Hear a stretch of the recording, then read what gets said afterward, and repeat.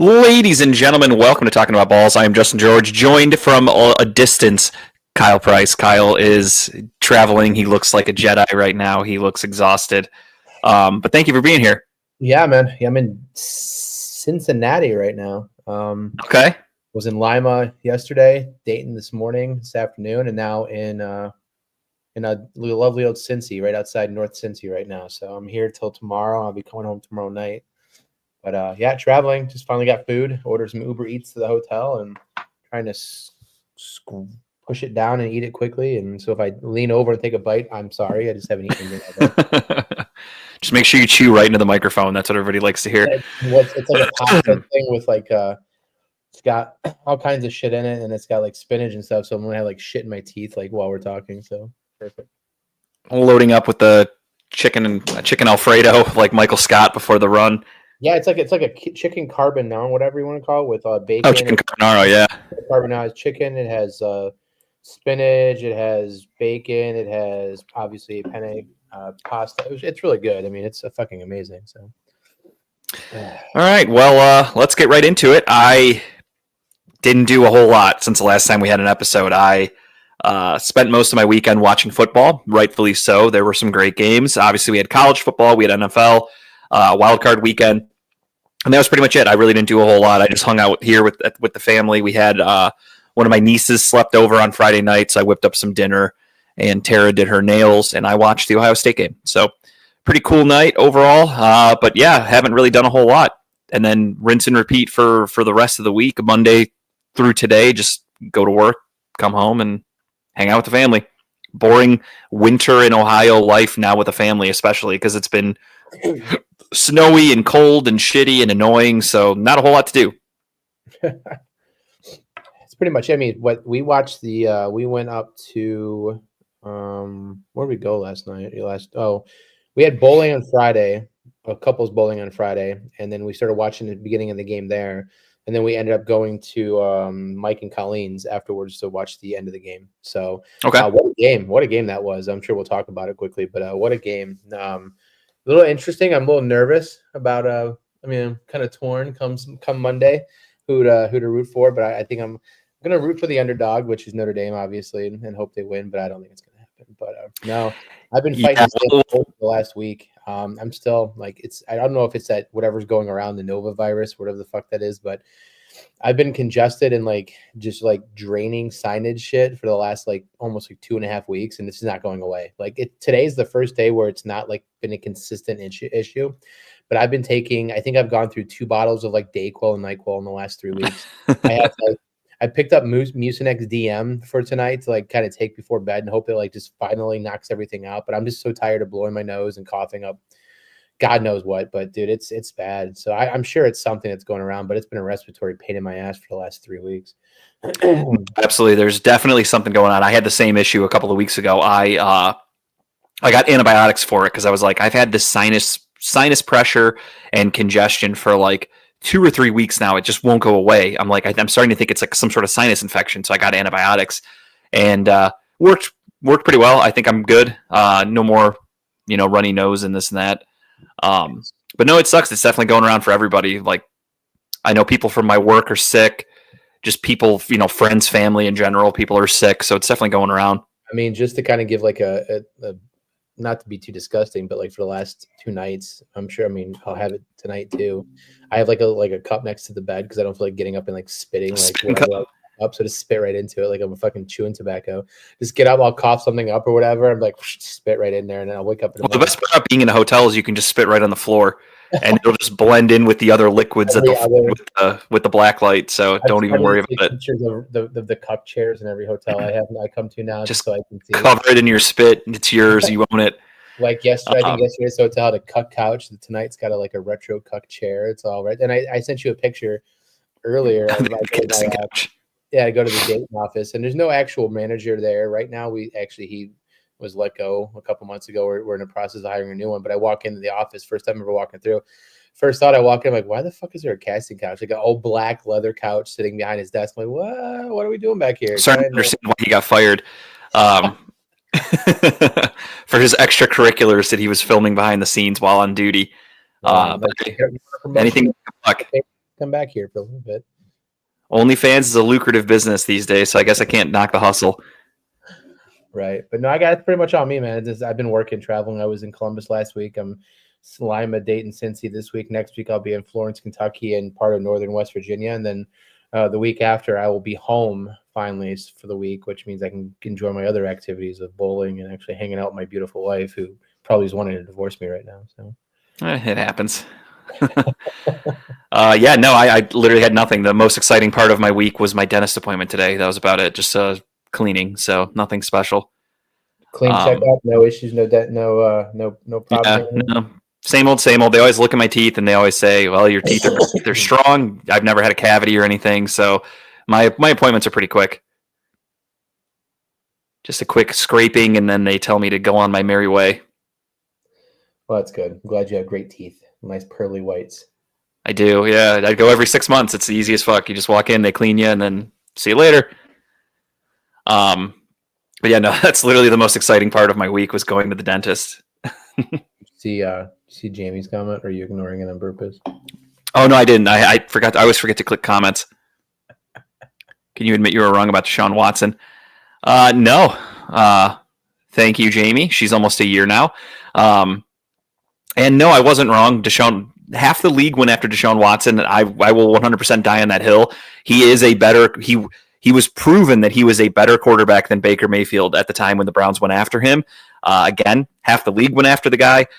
Your boy Baker Mayfield shit the bed, shit right down his fucking leg, had diarrhea down to his socks, Jamie, on the biggest stage. He choked, he fumbled the ball away. Your boy Baker. While you go on this rampage, so this, I mean, the biggest fucking schmuck in football, Baker Mayfield, shits down his leg in the biggest moment of his career in a year where everyone's like, "Oh, Baker's so good," and all the Browns fans on Twitter are going, "Oh, we let this guy go," and then he fumbles the fucking ball with the game on the line. That's the guy you want in Cleveland, huh? The guy who pisses down his fucking leg like a little baby. Oh, I loved it. I loved every second of that fumble. It made me feel so fucking good. It brought me to life. Fuck Baker Mayfield. Fuck Browns fans that still live in the past. Fuck Browns fans that still bring up Joe Flacco, for God's sake. That guy's proven that he doesn't belong in the NFL anymore, and Browns fans still talk about Joe Flacco. When he was here, he was okay. We played a bunch of shitty teams. Baker Mayfield leads the league in fucking turnovers. He is a turnover machine. Yes, he's fun to watch. He's a rah-rah guy, so he gets people going. But he sucks, and that's why the Tampa Bay Buccaneers are going absolutely nowhere with him. That's why even them making the playoffs, they barely made it in the NFC South, which is the worst division in football, mind you. They barely made it. It took them to the final week of the regular season in a nail-biter against the shitty New Orleans tanking Saints to get into the playoffs. And then what does Baker do? Fumbles the fucking rock, just as everybody expected. Turnover Baker. So who cares? Why is everybody so fucking hooked onto this guy? We are in the same position as Baker Mayfield. Deshaun Watson's sitting at home. Baker Mayfield's sitting at home. Congratulations if that makes you feel better. Can we get the show started now? Are you? Yeah, sorry. Yeah, I think we're good. So was Brett Favre. He's a Hall of Famer.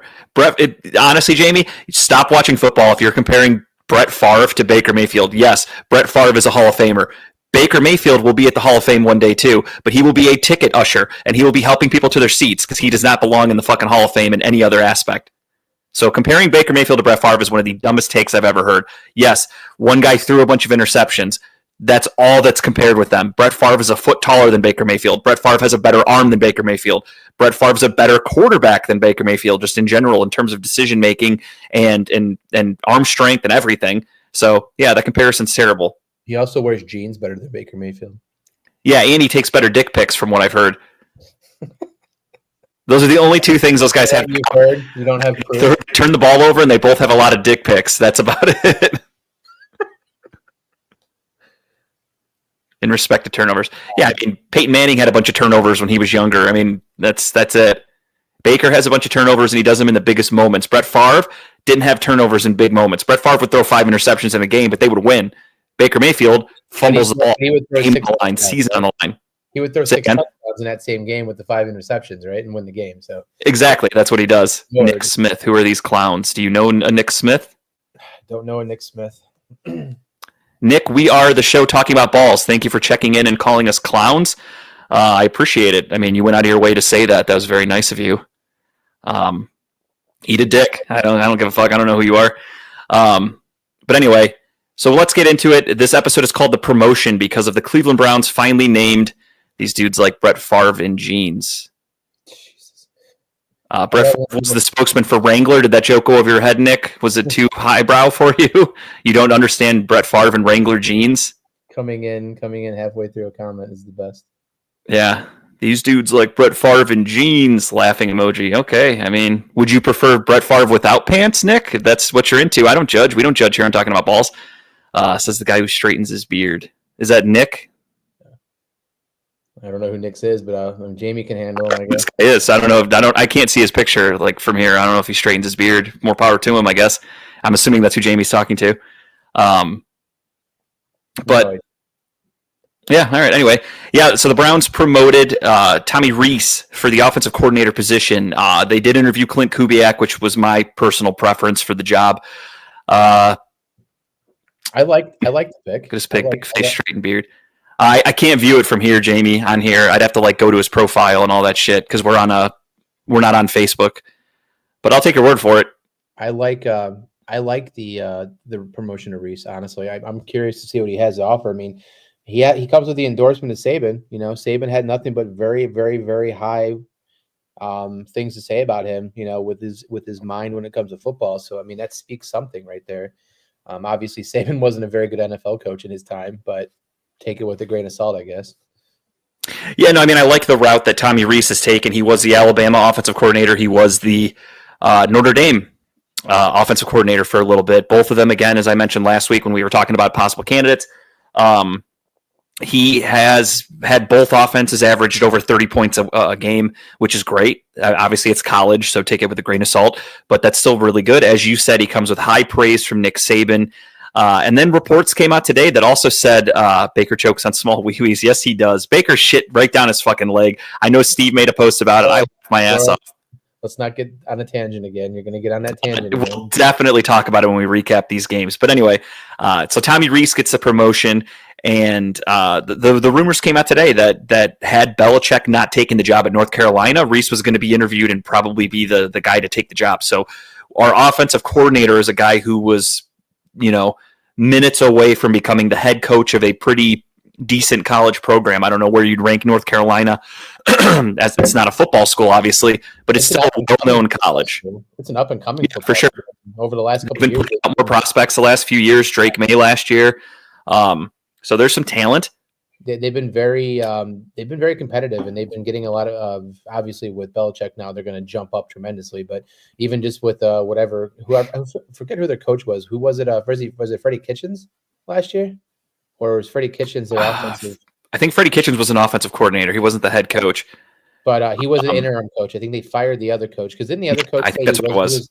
That's right, because they said he was never leaving. I think he made a statement that he was never leaving, and then. Oh, you don't have to block him. I love trolls. Make my life go. Yeah, I like Nick. But whatchamacallit, I think the guy was there like an old man. George blocked fucking Dub that one day. Dub's like, "What's up, guys?" And George is like, "Nope, get out of here." Yeah, because afterwards I'm like, "Dude, I know Dub," and he's like, "I thought it was spam," so he blocked him. Hopefully that's been rectified and you unblocked him, George. But I don't know. I'm not holding my breath. George is salty today. Right. We got a madman behind the mic right now. It's behind the camera. No, I think North Carolina's coach was an old man who basically came out and made a statement, said he's never leaving. He's going to stay there. And then like the next week they fired him. And then they promoted Kitchens to interim coach. And I think they assumed Kitchens was going to take the job until obviously the old head coach was Mitch McConnell. They're like, this guy won't get out of here. He just won't. I really think it was like that old of a dude that wasn't going anywhere. So that was interesting for me today, though, to see that because I knew about Tommy Rees as a coordinator and as a college up-and-coming guy, but here in Cleveland, he was the tight ends coach. You never heard about him. You know what I mean? He's a tight ends coach. In the NFL, you don't hear about positional coaches. Think about it. You get a chance in an NFL team as some kind of line coach or back coach. Oh, no, that's the way to do it. I mean, instead of going from the college ranks right to, as you said, Nick Saban was a head coach in college, then became a head coach in the NFL, and it did not pan out. This guy was an offensive coordinator, took kind of a demotion to be a tight ends coach where he probably could have gone to a different program in college to be an offensive coordinator.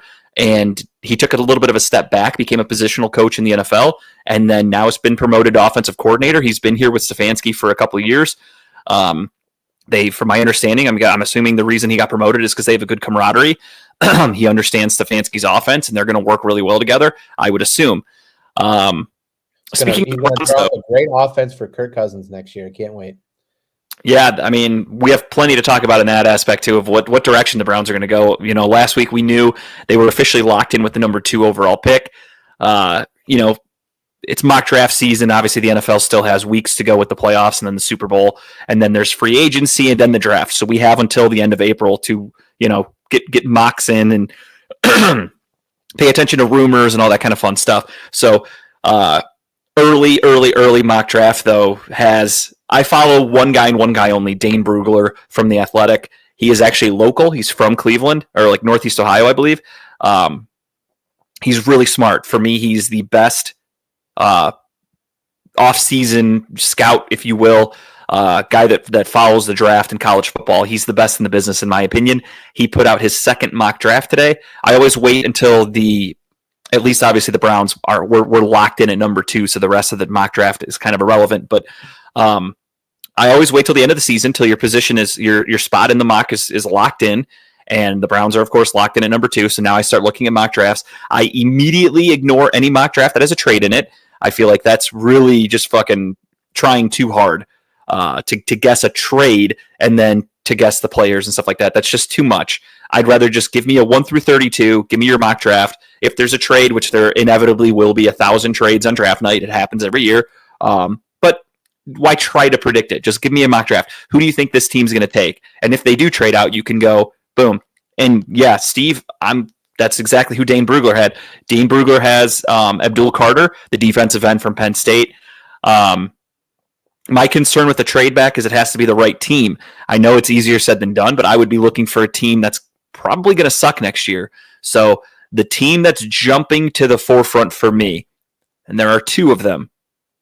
Number 1, my one buddy was telling me about this, his dream scenario, and I don't agree with it.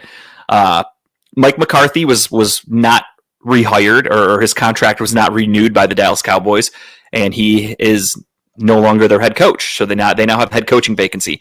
Rumors started swirling immediately that Deion Sanders would interview for the job because obviously it's Dallas, it's Deion Sanders. Problem with that, though, is you're tied and handcuffed to Dak Prescott. So, of course, everybody and their brother, the rumors are they're pretending at least is, well, the Browns can trade the number 2 pick to Dallas for the 12th overall pick. I think they're picking 12th, and for Dak Prescott. And they'll take Deshaun Watson's salary. Like, people just have these fucking crazy dreams where it's never, ever, ever going to happen. Madden trade simulator, baby. Madden trade simulator. And even then, Madden would say no to it because the money does not match up. They turn out smart trades. That's why. If Dallas had to trade Dak Prescott, they would still have to eat like $100 million on the cap, is my understanding from what I was reading today. They're not going to trade that and eat that money. So Dak is staying in Dallas. The only reason why I think that got made was because of the chances of Dallas drafting Shedeur Sanders, right? If they for sure, if Deion, wherever Deion lands, if he takes an NFL job this year, you assume that team's going to go through hell and high water to try to get Shedeur Sanders, his son. So the second team that's more realistic, in my opinion, is the Las Vegas Raiders. Tom Brady works out with Shedeur Sanders in the offseason and kind of, I won't say trains him, but they work out together. That's a good camaraderie. Tom Brady is a co-owner of the Raiders. Similar play styles, those two. I can see how they work out. They're identical. They're both, big, scrawny white guys that don't really move in the pocket. No flair, no personality. None. Fucking identical. Boring. You put them up. If their faces were in the blocks here instead of me and Kyle, you'd be like, which one's which? But they have a head coaching vacancy. They also let go of Antonio Pierce, and a lot of people are now saying Deion Sanders to the Raiders. The Raiders trade up to number 2, take Shedeur, and because a lot of people are basically just going with the notion that Cam Ward will be the number 1 overall pick. They think he is the better quarterback of the 2. I personally don't mind Cam Ward out of the 2, but I don't like him at 2. I feel like it's too early. Shedeur Sanders, personally, I want nothing to do with. I don't think he's a very good quarterback. I think he makes some bad decisions, holds onto the ball a little too long. I think he got bailed out a lot by athletic catches from his receivers. He makes bad decisions. He just got bailed out. I feel like he comes with a lot of drama, and a lot of shit that I'm sick of. I think Browns fans and the Browns in general are sick of the drama from quarterbacks. They had to deal with it with Baker, who was constantly chirping in the media, talking shit, throwing people under the bus. Not a good teammate when he was here in Cleveland.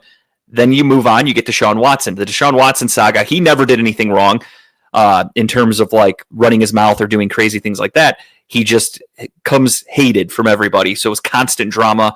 Every little step that guy took was scrutinized, put under a microscope. I think the Browns are sick of that. You're going to get that with Shedeur Sanders. I don't think the Browns want that, which makes me think he is on their list of guys they are no intentions of touching. So you're dropping the theory that they pay the $10 million for Belichick to bring him to Las Vegas, and they pay the $10 million instead for Deion Sanders?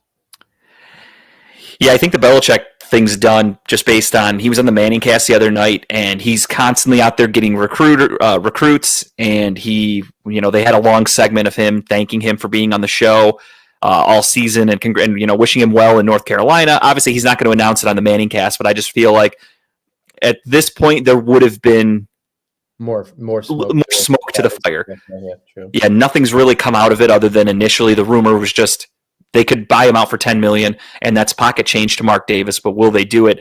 And I also don't know if Bill wants to work for Tom Brady. It's one thing he coached him. Now he'd have to be his employee. So like Tom Brady would have to fire Bill Belichick if it didn't work out. That would be hilarious to be in that room. Would be, but I think Bill's kind of like, fuck you, I'm not doing that. I'm just going to go do my own thing. But Deion to the Vegas Raiders makes a lot of sense. Deion has that flashy personality. Vegas is a perfect spot for him and his family. Shedeur, if they could trade up to get him, would do the same thing. The only thing with that is that passes in the seats. Vegas has a very personality type driven locker room. Do you think Deion can get that under control? He can't pull the shit he pulled in Colorado with his players, right? Because he kind of controlled that scenario a little bit, right? Trying to get people under control. I just don't see him doing that with an NFL team. I don't know if he commands that type of respect. I don't know. That's just my opinion. I think he does based off of his work because he's a Hall of Fame football player. Everyone knows him and loves him. He's primetime. He is an entity. So I feel like he would be able to get guys to at least respect him. However, it could be a quickly worn out welcome if the results aren't there. So it's one of those situations of like in Colorado, in my opinion, all that shit, hyping everything up, selling out the stadium, acting like they're the hottest thing in the fucking world, just to kind of be an average football team. They never beat anybody ranked. They never really put it together. But it was better. They got better. He definitely brought a better program to that school. I mean, I would say better. And that's the thing I think he might be able to help with the Raiders is the Raiders suck. The Raiders have a void in talent in many positions. And I feel like Deion Sanders could be a kind of guy that gets guys to go, I wouldn't mind playing for Deion, because more so you're going to get nationally televised games. So if you play for the Raiders, not only are you in Vegas, which is cool, it's nice weather. Vegas is an awesome city, but you're playing with Deion Sanders, so you're going to be constantly talked about, good or bad, constantly scrutinized. You're going to be constantly, how's the cuck chair, Kyle? Here, I'll show you. Let me go over my shoulder here. There it is. There it is. There's retro, old school 1970s cuck chair. God, if that chair could talk, the stories it would tell. Yeah, lumbar support back there. It's amazing. Well, you need it when you're sitting there watching your wife get blasted. You gotta make sure that lower back is supported. But yeah, I think Deion just brings that aura. Vontae Mack, no matter what, you got to write that down on our post-it note. Isn't that what they did in the movie? Stupid ass, fucking hate that movie. Draft Day sucks. But it's one of the most unrealistic sports movies I've ever seen in my life. But yeah, I think Deion Sanders could do that. Cuck chair of the day. We have weekly cuck sessions with Kyle. We're gonna, now that he's traveling. I'm recording out of a hotel. We'll get a weekly cuck update where I'm at. So I should have done a live episode when I was in Germany, because I had a nice cuck chair in there. I actually sat at it most nights to eat my dinner on my table. But hey, maybe next time. But yeah, did you sniff it afterwards to see what kind of odors were stuck in there? Before, I wanted to make sure I didn't tarnish it, so I wanted to see what it smelled like before I got into it. It was not good. But yeah, I think Deion could do that. Deion could initially, again, I think if he gets hired by the Raiders, in the next week or two, and then when free agency, how dare you sully the name of Sonny Weaver? I'll be in Virginia tomorrow. I'll take a pick of mine. Hell yeah. Cuck chairs for everybody. It's our new segment. Cuck chair of the week. And yeah, Sonny Weaver, the guy who's like spending time with us. Didn't he like bring his mom to the facility or some stupid shit in that movie on draft day? Yeah, they had to spread the dad's ashes on the field.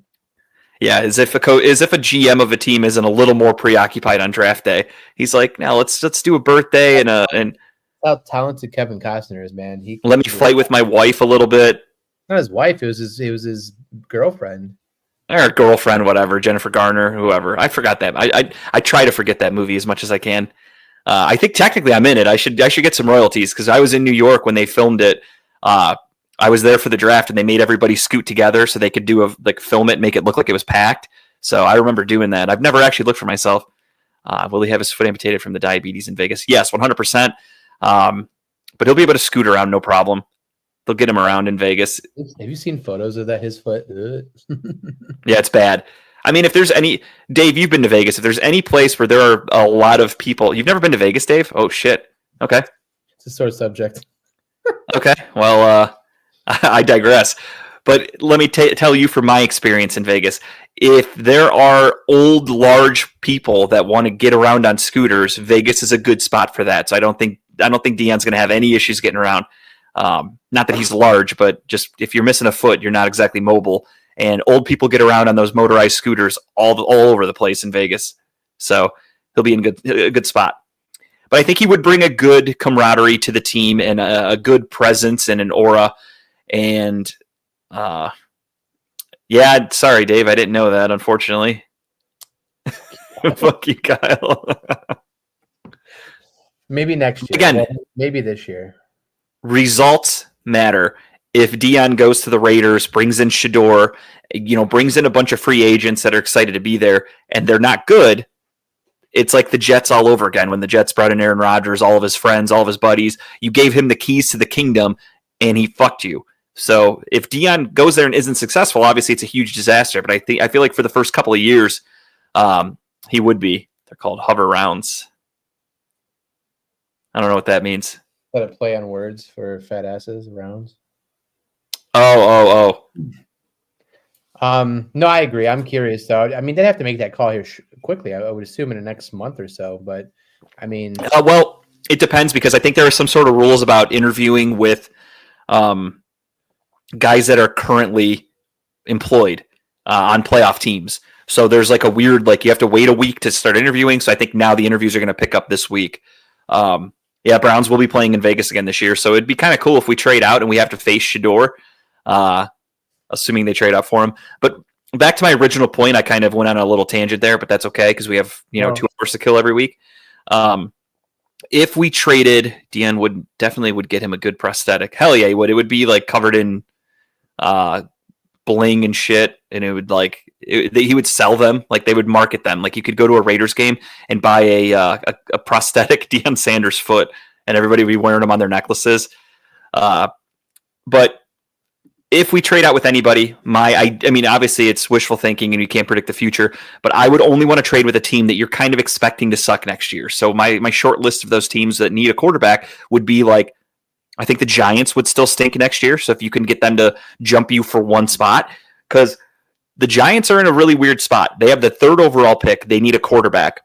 There's a potential that the quarterbacks go 1 and 2 in this year, whether that's the Browns or whomever. So if you can scare the Giants into hey, I'm getting an offer from this team, they want to jump ahead of you and take Shedeur or Cam Ward, whoever, what are you willing to give me to move up one spot? And if they're willing to give you a few picks for next year and shit like that, then you take it.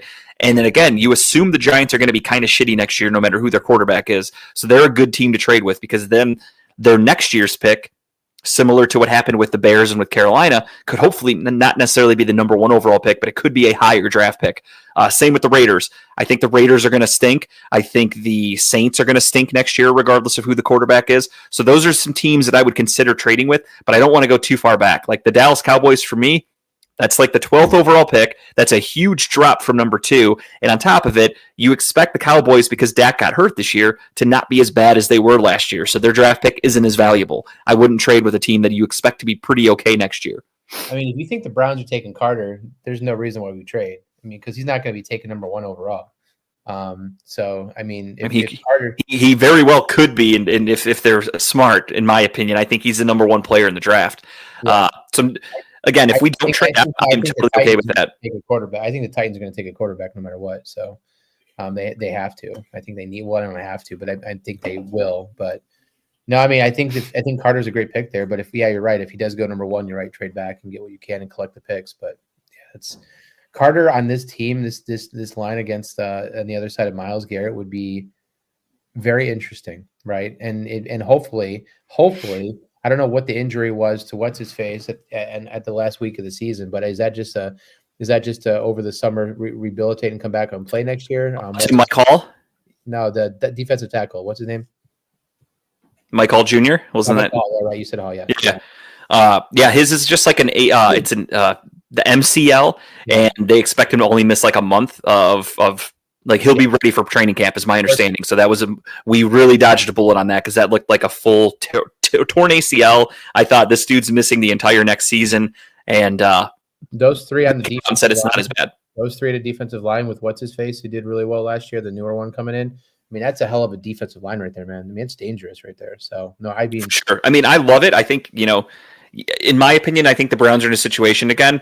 It all depends on free agency because if they don't go after a quarterback in free agency or a trade, albeit, depending on whoever they could look at before the draft, then I think, all signs are pointing to quarterback. But if they do get a quarterback, then maybe they do think about just taking BPA, take best player available, which again, assuming he's there at number 2 would be Abdul Carter. And I agree, lining him up with Myles Garrett, good luck defenses, because you have Abdul Carter, in my opinion, looks like a clone of Micah Parsons. They are damn near identical in size. Obviously, they both went to the same college. They both wore the same number. They're identical players. They're both they're undersized for their position, but that gives them a little more ability to be athletic and to use their athleticism. We need linebackers come second or third round for sure. I mean, I love JOK, but I doubt he ever plays again. It's not looking good. I've heard that he is going all over the world seeking specialists. And linebackers for sure is a position of need. However, Andrew Berry really doesn't value linebackers, and that's a proven thing. We bring in guys on 1 or 2 year deals. Jordan Hicks, Devin Bush, guys like that. They were fine. They weren't good. They weren't bad. They were literally just fine. And I think that's kind of the route the Browns are going to go, assuming Andrew Berry doesn't change his philosophies. But I don't know. I'm still to be determined because I don't know if Paul DePodesta is still going to be working for the Cleveland Browns or not. As far as I know, his contract is over. Yeah, I haven't heard anything, but I mean, my understanding was that his contract expired at the end of the season. So he technically is not an employee of the Cleveland Browns unless something comes out. And I'm hoping that it stays. No news is good news, in my opinion. I do not want this guy around the team. I don't want him having any hand in any selections for this year, for what could potentially be Andrew Berry and Kevin Stefanski's last year in Cleveland, because it is a make or break season. I think everybody knows that. And that's why I've been getting into arguments with some friends about what they should do it too. And I have some friends who are just quarterbacks no matter what. Take Sanders, take Ward, doesn't matter. We need a quarterback. And I go, yeah, but these guys aren't highly coveted. They're even on like Mel Kiper's big board. They're like the 4th and 5th overall players. They're not even the top 5, barely. And you want to take them 1 and 2? That's crazy to me. You saw that Quinn Ewers announced for a draft this year, right? Yeah, which I mean, I expected because I think they told him at Texas, like, if you come back, you're not starting because we're going with Manning. So you're going to have to transfer, get a new NIL deal, all that shit. And he was like, fuck it, I'll go to the NFL. So good for him. I mean, Jess lost the remote.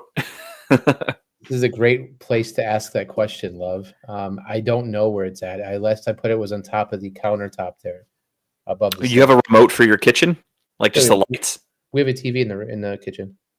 Oh, okay. The TV. Oh, I gotcha. I thought she just meant like a remote for the actual kitchen. That's why I was like, what the hell do you do with a remote for the kitchen? That makes sense. It opens all our cabinets at once. No, it's. That's what I was thinking. Like, wow, you guys really went all out with the smart home.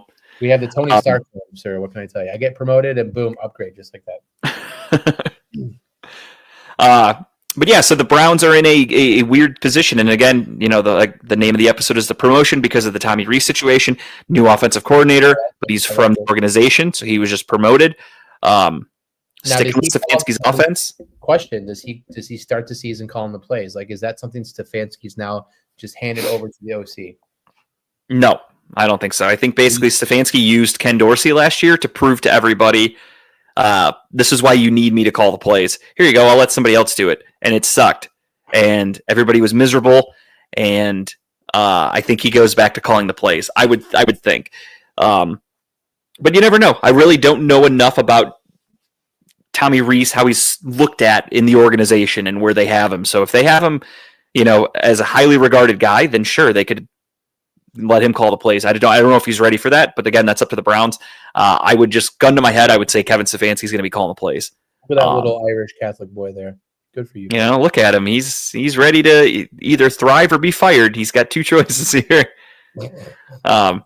It's going to be quick too. Because again, if there aren't results next year, then the Browns, they're shit canning everybody, and we're going through a full rebuild. And that's my alarming concern with the quarterbacks. And again, that's what I was getting at. Arguing with my friends, they want a quarterback. Take a quarterback just to take a quarterback. Doesn't matter. Take Sanders, take Ward. We need a QB. You got to do it. Okay, I get that. However, Stefanski and Barry are on their last leg. They are out of grace from the Haslams, in my opinion. One more bad season in a row, and they're shitty, or they're shit canned. If we have a couple good years where we make the playoffs, win a couple playoff games maybe, then have a down year, I think they would stay.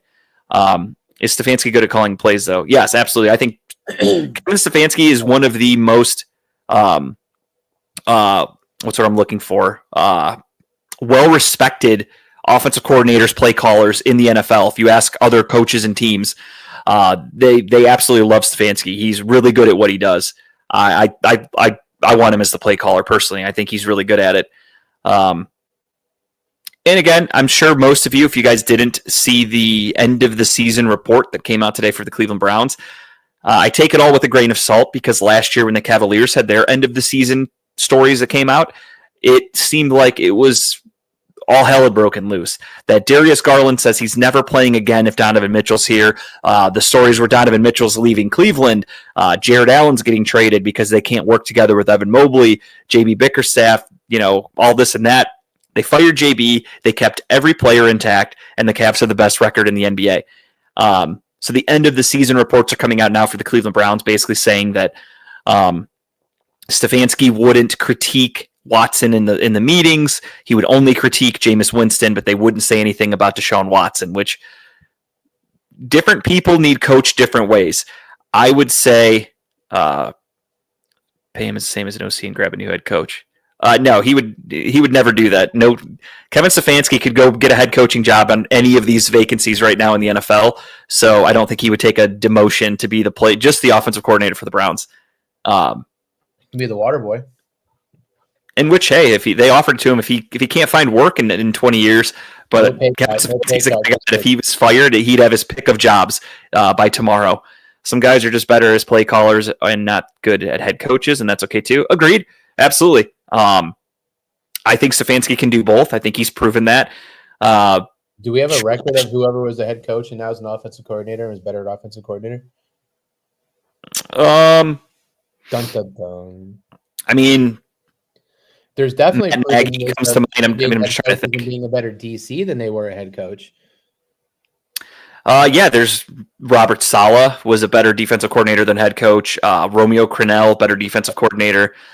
For the offensive side, you have Matt Nagy was a better offensive coordinator than head coach when he was with the Bears. I'm sure there's a million more that I could. Our DC was a better defensive coordinator than he was a head coach. Yeah, Jim Schwartz. Jim Schwartz was not a good head coach. He was a better defensive coordinator. So yeah, it's all over the place that happens. But I think Stefanski's proven. So a lot of people are prisoners of the moment. A lot of people are mad about the season that we had. They're mad about the Deshaun Watson trade and all the failures that we face as a franchise. Same with me, Devin. I would do whatever the fuck the Browns wanted if they were giving me that kind of money. If you're going to pay me that much. Yeah, I mean, think about it. Those are big athletes. Those are some disgusting toilets, I'm sure, but worth the money. Yeah. But the Stefanski era has been the best era of our lifetime. Most of ours. Kyle's much older, so he had better experiences. Coming off a 3-13 season, best ever of our lifetime. No, but I mean, he's taken us to the playoffs twice. Which what other coach can say that since 1999? We had one playoff experience as the Browns. Kevin Stefanski has done it twice. If you go back and look at that and you ask a Browns fan in 2020, if you go, hey, this guy's coming in as head coach, he's going to take you to the playoffs twice in the next 5 years. Or would you rather have somebody else? They're going to go, give me this fucking guy 2 times is amazing. We don't make the playoffs ever, so why wouldn't I want this guy? So again, Browns fans are just prisoners of the moment, and they think that a change would make things better, but it doesn't. Google has Kevin Stefanski as top 4 best coach of all time for the Browns. And yeah, no question about it. Paul Brown, Blayton Collier, Martin Schottenheimer, and Kevin Stefanski. That's where Google ranks top rank, or I'm sorry, that's where the new Google AI ranks Mr. Stefanski at. So. And that's fair. I mean, Belichick wasn't here. He wasn't good here. Obviously, the team left, so there's nothing really to hang his hat on. He was kind of going through a rebuilding phase. I think our producer was around back in the 40s. He probably seen those teams play before. George knows all about these old guys. George was there. He went to school with Marty Schottenheimer. They're about the same age. The locker back in the day, so they know what's up. But I mean, Stefanski, truthfully, again, say what you will, but he's given us the playoffs and things like that more than any coach has in Cleveland. So I don't think that's. I'm a huge Stefanski fan. Like, I like what he's done. He's very calm and under, like, he's just always under, I think, control, which is. I've never seen emotion out of him. I mean, I've seen him curse. Like, he does curse a lot, especially. Have you watched the Hard Knocks AFC North thing? No, I haven't. I've seen clips, but I haven't actually watched an episode. I kind of forgot about it, to be honest. Our season sucks, so like I don't really like. It's bad enough when I have to watch the games on Sunday. I don't want to see behind the scenes too. Yeah, I've only gotten through one episode. As we lose by 30 to the Dolphins' backup quarterback. I've gotten through one episode so far. But my point to that is Stefanski holds himself in such high regard, and he's so calm and demure when like he's like interviewed, but like during like the behind the scenes shit, man, that dude cusses more than I do. He's for sure. Everywhere, which is great. So.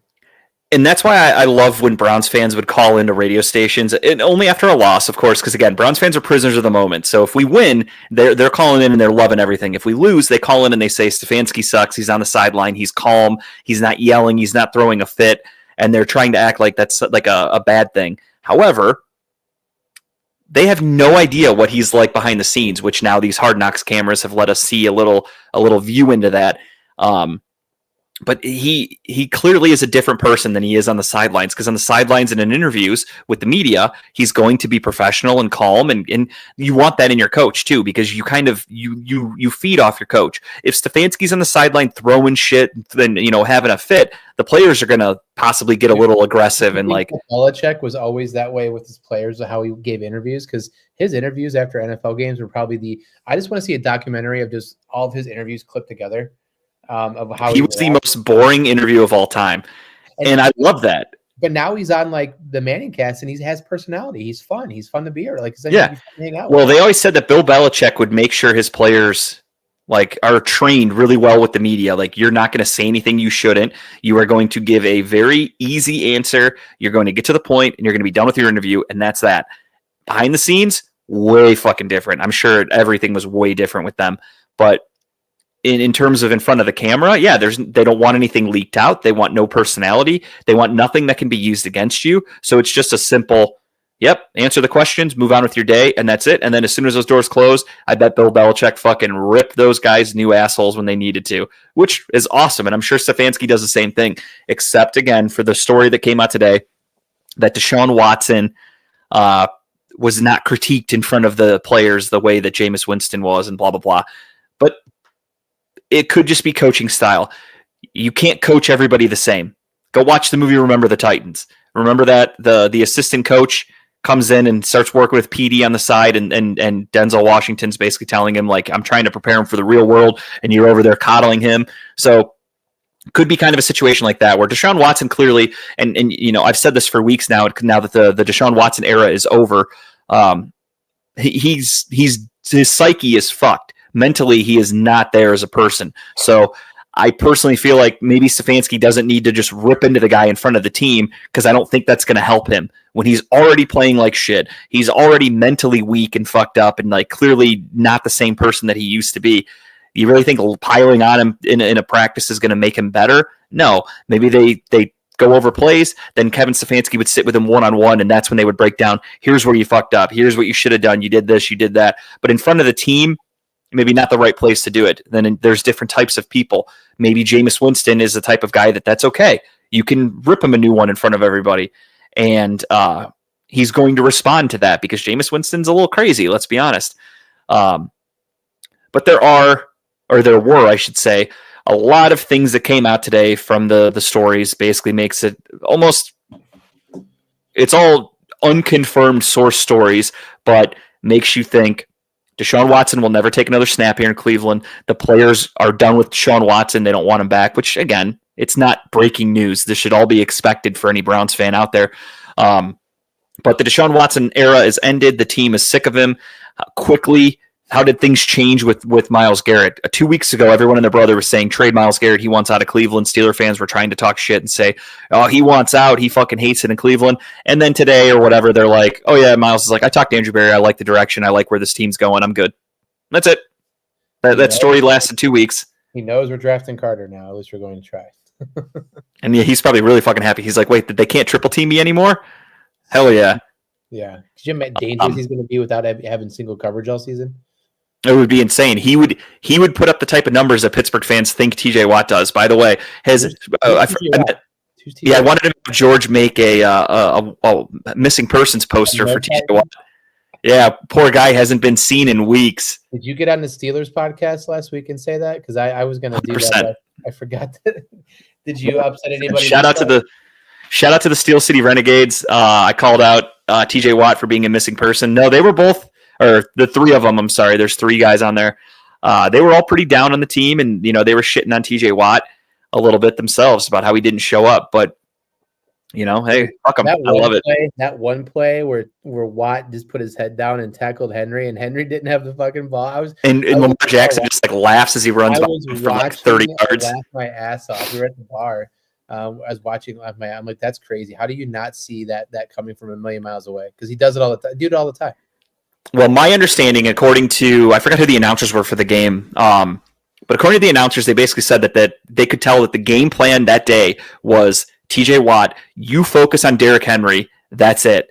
So if they're doing an RPO, you go after Henry, doesn't matter. Don't look at the ball, go after Henry. And so Lamar Jackson would just keep it, and that fucked him every time. Oh, I loved it. How many yards did Henry have that day? Close to 200 yards?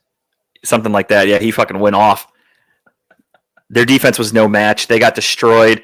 I personally loved it. Again, you guys know I hate the Steelers, as rightfully so. It was really a double-edged sword, though, because I went into that game, obviously I want the Steelers to lose, but I also want the Ravens to lose. And then I was looking at it long-term, and I was like, who could be the biggest threat to actually win a Super Bowl? And that would be the Ravens. So there was a part of me that's like, I kind of want the Steelers to pull this upset here, but I knew they had no chance because they fucking suck. 6 yards and 2 touchdowns he had. Yeah, not bad. Good job, TJ. That's a whole season for some guys in the NFL, and Derrick Henry did it in a game against the Pittsburgh Steelers, the steel curtain defense. So good. The blinds are open on the curtain. Yeah, something's wrong. They need to call somebody for some maintenance because there's some holes. I loved it. So, I guess we can get into that. We can recap the playoff games here. I got nothing really else with the Browns. Those stories came out today, but again, I'm not really holding any water to them because I don't know. Any story could come out. Hold any water to any story from now until we get to April, basically, just to kind of see what happens. Well, this was all like the end of the season reports, and this is all just like an unnamed player said this, an unnamed coach said this. So it's kind of like, I don't know. If they're not willing to put their name on it, which I get it, you're not going to throw people under the bus, but it's also like I could see a lot of it being bullshit and some of it not being real. So I don't care about it. But all over Twitter today, it was like the biggest story. And everybody was acting like it was anything new. Like, I don't know if you had the chance to read any of it from, I think it was Jason Lloyd who did most of the write-up on it. But I don't know if you had a chance to read it. But for me personally, I logged in for 1 second today, enough to see your bitching about 4K pictures, and that was it. That's all I saw. That's annoying. I hate the trend on Twitter is everyone saying, click on this picture and load it in 4K. It's like, dude, I have a fucking iPhone XR. I don't give a fuck about 4K. No, after we're done with the podcast, I'll have time to lay in bed and catch up on social media for the day. I really haven't done much. Yeah, so basically, as I said, there was just the end of the season report. So that's where, guys talk, media members talk to players and coaches and shit like that. They stay anonymous. They tell stories from the season, and that's where you're going to read all these stories of, like, again, Stefanski didn't critique Deshaun Watson in front of everybody, but he would to Jameis Winston. Teams, basically everyone hated Deshaun Watson, and he wouldn't adapt to Stefanski's offense, and they just basically it's their way. It's a hit piece on Deshaun Watson, so it is what it is. Again, it's just another layer to the built-up story that will eventually be that Deshaun Watson's not coming back. So exactly, for me, it's cut and dry. He is not playing another snap for the Cleveland Browns, so I don't even need to read this shit because there's no winning anybody over one way or the other. It's done. This setback that he had with his injury is going to cost him likely the entire 2025 season. And then after that, again, he hasn't played well enough to make the Browns even consider him coming back. So not something anyone really needs to worry about, in my opinion. But here we go. We'll do a little wild card weekend recap. And the Houston Texans beat the shit out of Justin Herbert and the Los Angeles Chargers. I will say I did not see this game coming. Justin Herbert in the regular season threw 3 interceptions all year. Saturday, he threw 4 interceptions in one game. Did not see that coming. Is Justin Herbert one of the biggest playoff choke artist quarterbacks you've ever seen? Yeah, I'd put it up there. I did not see this game happening either. I think we both picked the Chargers, didn't we? We did. Yep. I did not see. I thought Houston was depleted. I thought injuries caught up to him. I didn't think that C.J. Stroud was going to come out and do anything. But this looks very, very familiar to the team that we played last year in the wild card, with that defense kind of showing up a little bit there. But yeah, man, that was really fucking surprising, Herbert. But Jesus, I thought this was their year to kind of move at least to the divisional round. So shout out to, there's a guy on Twitter, I don't know if you've ever heard of him, Cleveland TA, I think is his name, Cleve TA, whatever it is. Yeah.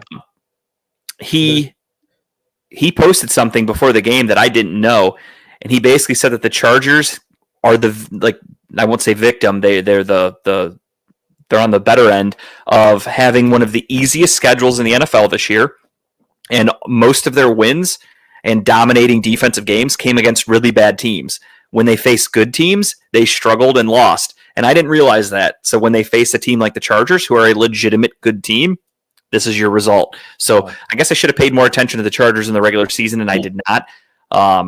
But I think shout out to Houston. It made a little more sense. I had Houston off season. I think I picked them beginning of the year to go far in the playoffs.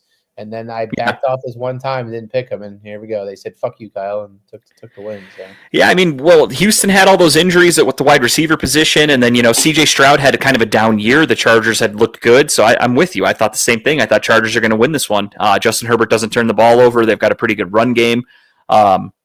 In terms of head coaching, I would say they have the better coach of the two teams. So a lot of the alignment was leaning towards the Chargers, and it just obviously any given Sunday or Saturday for that matter. Here's your results. 4 interceptions for Justin Herbert in this playoff game. His only other playoff game, they played the Jacksonville Jaguars. They had a 27-point lead, which they blew in the second half, and they lost. So he is 0-2 in the playoffs, and 2 of the most horrific losses I've ever seen a quarterback suffer. So not a good look for Justin Herbert in terms of being considered a franchise quarterback. One of the better quarterbacks in the NFL. I feel like he really needs to have some prove-it seasons now if he wants to get back into that conversation. Then you had the Saturday night game that was exclusively on Amazon Prime, and that was the Pittsburgh Steelers losing to the Baltimore Ravens 28-14.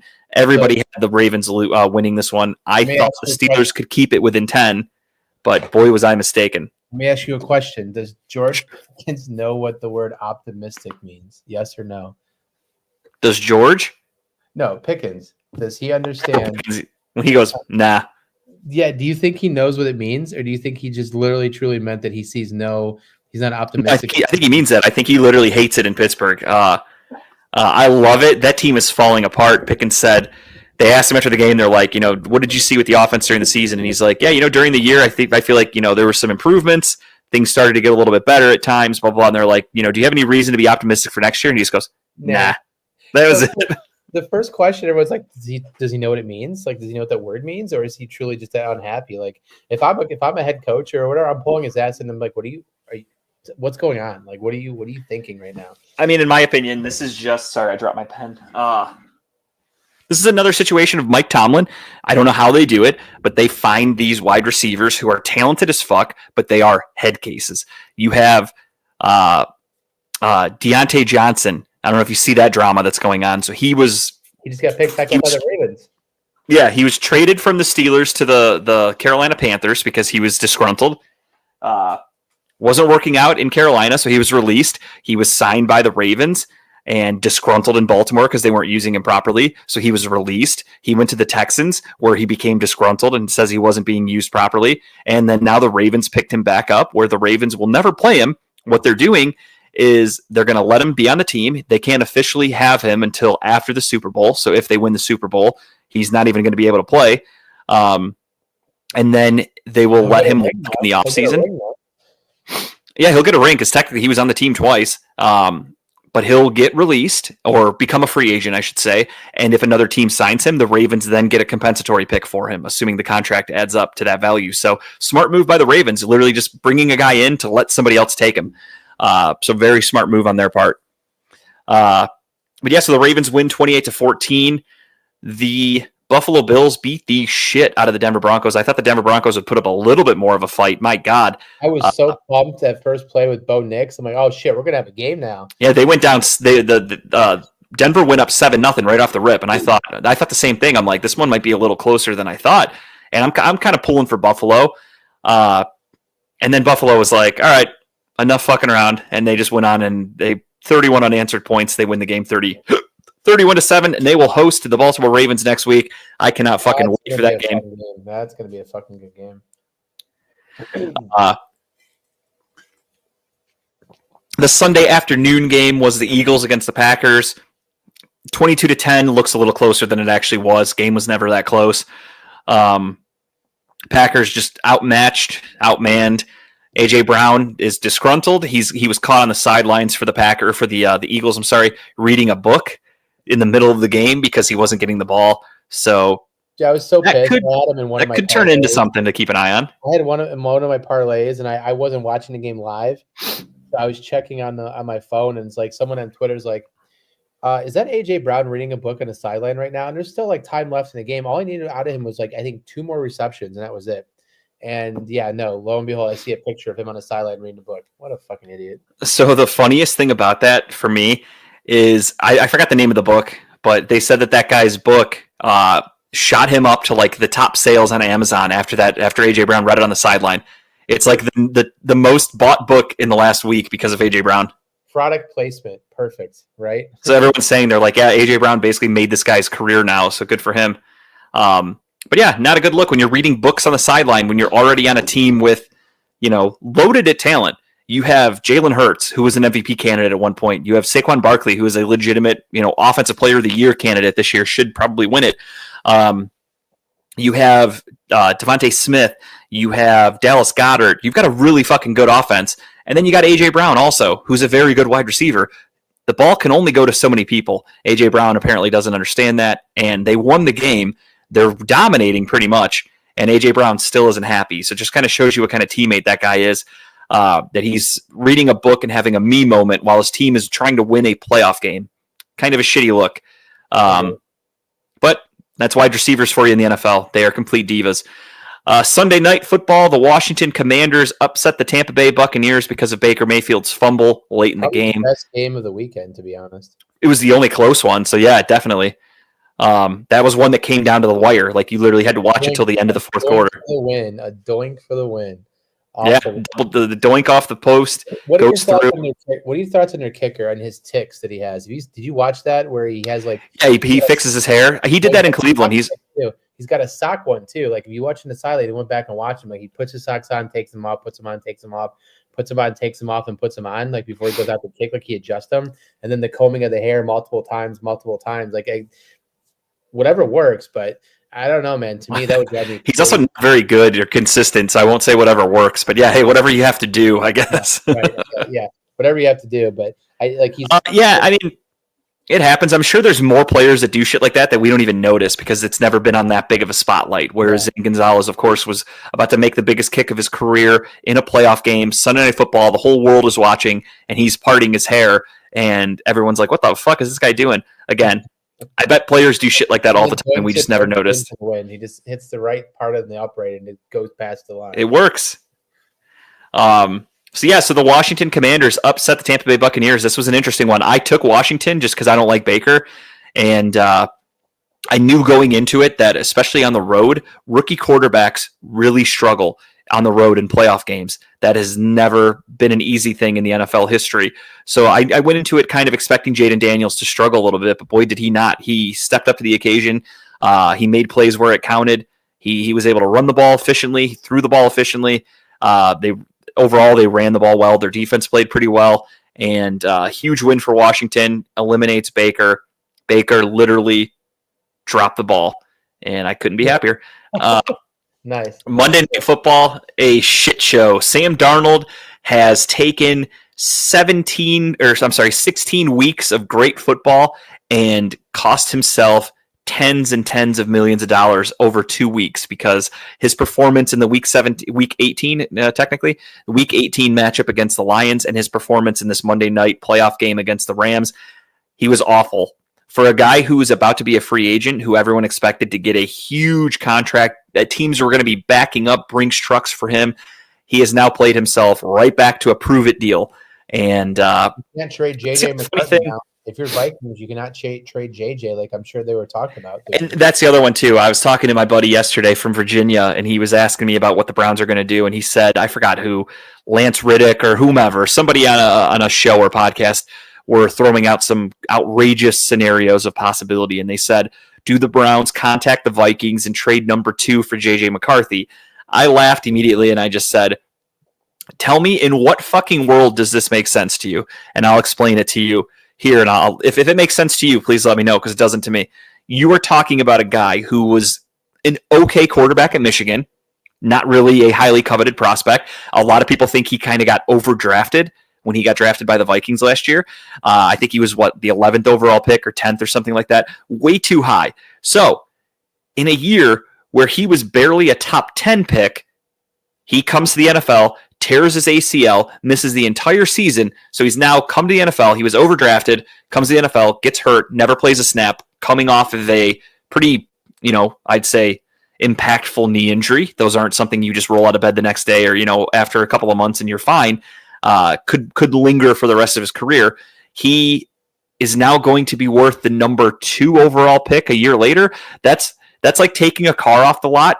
You just bought it for $50,000, driving it around the block a few times, hitting some potholes, taking it back and going, hey, give me 75 for this. Where the fuck does that make sense? Why does the value appreciate when you're damaged goods? I don't understand the thought process. How people could even say that and think it would be accurate. You got to start naming these friends you talk to that have these horrible takes and start inviting them on the show. This wasn't Mike's take. This is my friend Mike. You know Mike from the wedding from Virginia. He texted me and said that, again, I think it was Lance Riddick or somebody like that was doing a podcast, and they said his mock draft has the Browns trading for McCarthy for the number 2 pick. And I said, why the fuck would we trade for a guy who got overdrafted a year ago and then hurt would now be worth a higher draft pick a year later? What fucking sense does that make? He's a Giants fan, right? Jets fan. That makes sense then.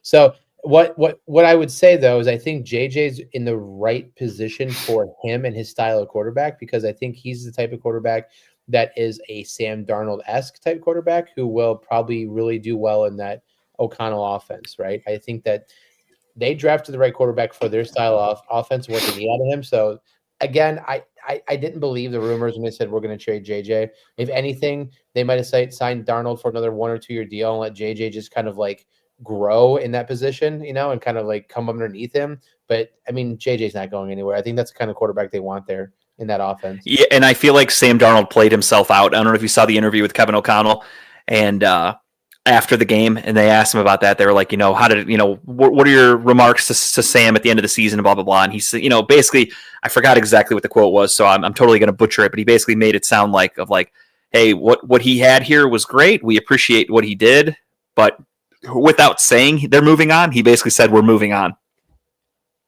which rightfully so.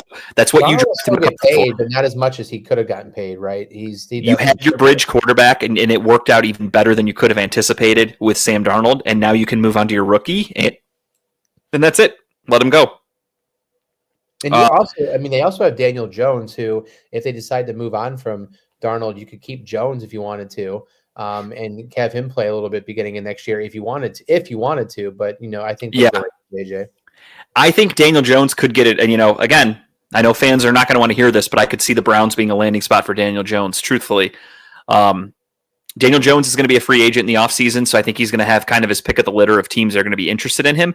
And knowing that the starting position in Minnesota is not going to be guaranteed, you're likely going to be behind JJ McCarthy. I think Daniel Jones will look elsewhere because he's going to want to play. You quit, George, because of Daniel Jones. Again, say what you will. Dude was a top 10 draft pick. Led the Giants to the playoffs one year, had a very huge, great year that got him a huge contract from the Giants, whether it was deservingly or not. Got injured and didn't really recover from his injury and play as well as he did before he got that contract. It happens. Maybe a change of scenery is good for people. If you're a Browns fan and you're crying about Baker Mayfield regularly, look at Daniel Jones. You had Daniel Jones he was a high draft pick for the Giants. He led them to the playoffs. He looked really good. He was going to get, got a lot of money, and it didn't work out. Switch teams, maybe things work out a little bit better in a change of scenery. Maybe him sitting in Minnesota for this half season, learning from Kevin O'Connell and this offense is a good thing for Daniel Jones. I'm not thrilled about Daniel Jones. He's not number one on my list, but he's just a realistic option of quarterbacks the Browns could be looking into if they go the veteran option. So you heard it here first. And again, I have no references or inside information. I'm strictly saying he's a guy who would make sense for the Browns to look at if they're trying to go with the veteran route. I love the thought of Kirk Cousins. He's looked great before. He was an MVP candidate in Minnesota last year before he tore his Achilles. I think he legitimately could have won MVP or been in the conversation.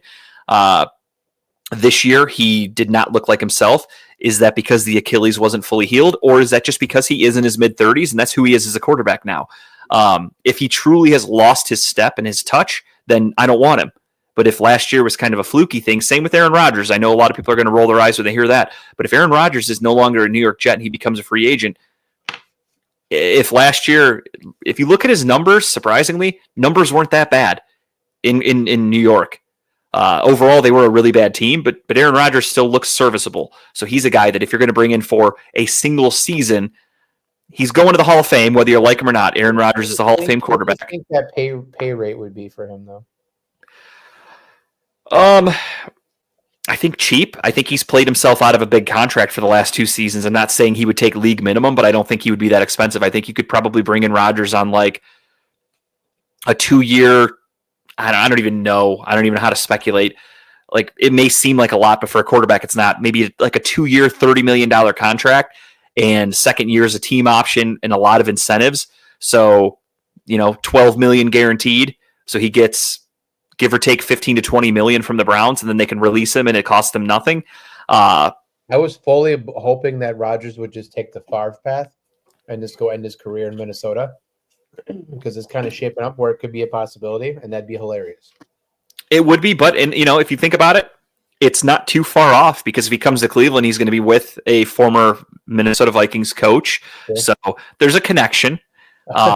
Slight connection. Yeah. I'm not advocating for Daniel Jones or for Aaron Rodgers or whomever. I'm just saying potential options. Yeah, these are legitimate options that I think Browns fans need to consider. Hate him or love him, Sam Darnold is kind of an option now. I think he played himself into being affordable for the Cleveland Browns. So had he not had those 2 shitty games the last couple of weeks, the Browns would not have been able to afford him. He would have been looking at getting like $40 million a year. Now he's played himself back down to like, a very manageable $20 million contract, depending on the team. So just something to think about if you're the Browns. If the Browns are interested in going with a veteran option and not interested in taking a quarterback at 2, those are unfortunately some of the guys that are possibly going to be available. And then, so overall, though, the Vikings played like shit and they got their doors blown off 27-9 by the LA Rams. So next week we have the Ravens going to Baltimore or to Buffalo. We have the Texans going to Kansas City, and we have the Commanders going to the Lions and the Rams going to the Eagles. We'll do our picks at the end of the episode, but that's what's shaping up for the divisional matchup. All right. Without further ado, I forgot what order I had everything, so let me go back to my notes here because I am not very good at this. Cavs, that's right. Thank you, George. Cavs update. Cavs. As we got off the show last week, I was able to watch the last few minutes of the game, and boy, were they good. It had a playoff atmosphere. The Cavaliers are legit. They beat the Oklahoma City Thunder in a really fun game that felt like it could be a potential finals matchup in the future. Then they go out and they put up a fucking stinker the next night, but they win. Donovan Mitchell rests. They take on the Toronto Raptors. Raptors are one of the worst teams in the league, and the Cavaliers managed to pull off the W. Then you get to Sunday night. You're taking on the Pacers. You're an 11-point favorite. I think Vegas had it. I'm thinking easy. So I'm watching the playoffs. I'm listening to the Cavs game. I got both going, and Cavs going to halftime, pretty good lead. I'm like, okay, this is as expected. It was a close first quarter. Cavs pulled away. This is what I expect. Then I look back. Cavs are losing. Not great. Then time's ticking away. It's getting later and later into the fourth quarter, and the Cavs just could not hit a shot. The Cavs shot like complete shit over their last two games. I don't know if you saw the numbers, but their three-point percentage for the last two games against the Pacers were awful for everybody, basically. Donovan Mitchell was really good last night. Cavs did get the W. But overall, there were a lot of missed opportunities, missed shots. I watched the game Sunday. Sam Merrill missing wide open threes. Dean Wade, Darius Garland, all these guys just missing wide open three-pointers. The Pacers couldn't miss Sunday. They were very hot. They were coming into Cleveland on like a 6-game win streak. They got the W. So it's a shitty loss because it almost feels like college football, where the Cavs are so good that every loss hurts. You're kind of like, what the fuck? How do you lose to those guys? Whereas years prior, if you lose that game against the Pacers, you just kind of go, all right, whatever, it happens. But this Cavs team is so good that loss to the Pacers made me really go, what the fuck? What are they doing wrong? And I know Kenny Atkinson was pissed. He came out after the game and was like, we got to figure out what the fuck we're doing in the third quarter. We're letting teams come back in games in the third quarter. That's unacceptable. We're going to work on this and we're going to get it better. And I was like, all right, cool. He's holding everybody accountable. I like that. But it happens. I almost don't want the Cavs to beat the Warriors' regular season win record because I feel like that puts too much pressure on you as a team. As Cavs fans, we still talk shit to the Warriors because they had that great record and didn't win the championship. So I don't want them to be able to hold that against us as well, assuming the Cavs don't win the championship. Okay, so let's go. I want that record. Let's take that one too. Did you see the FanDuel boost last night for Mitchell? No, I didn't. It was a plus 220 that Mitchell would score 3 points in each quarter. Looked amazing up until the fourth quarter. Dude didn't play. he played 6 minutes and didn't score at all.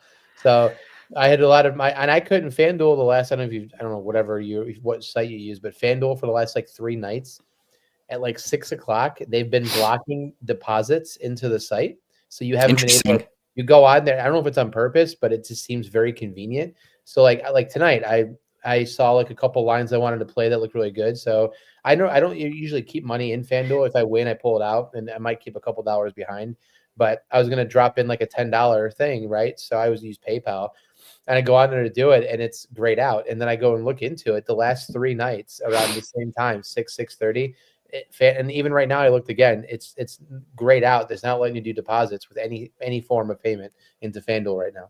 And people on Twitter are like, "What the fuck, FanDuel?" Apparently, they don't like money. I've been using Bet365 recently, and I've had no trouble. I really like the app. Yeah, I moved over to MGM for tonight because I had a $10 free bet on there, so I used that and put my bet in over there. But still, I hate MGM because it doesn't.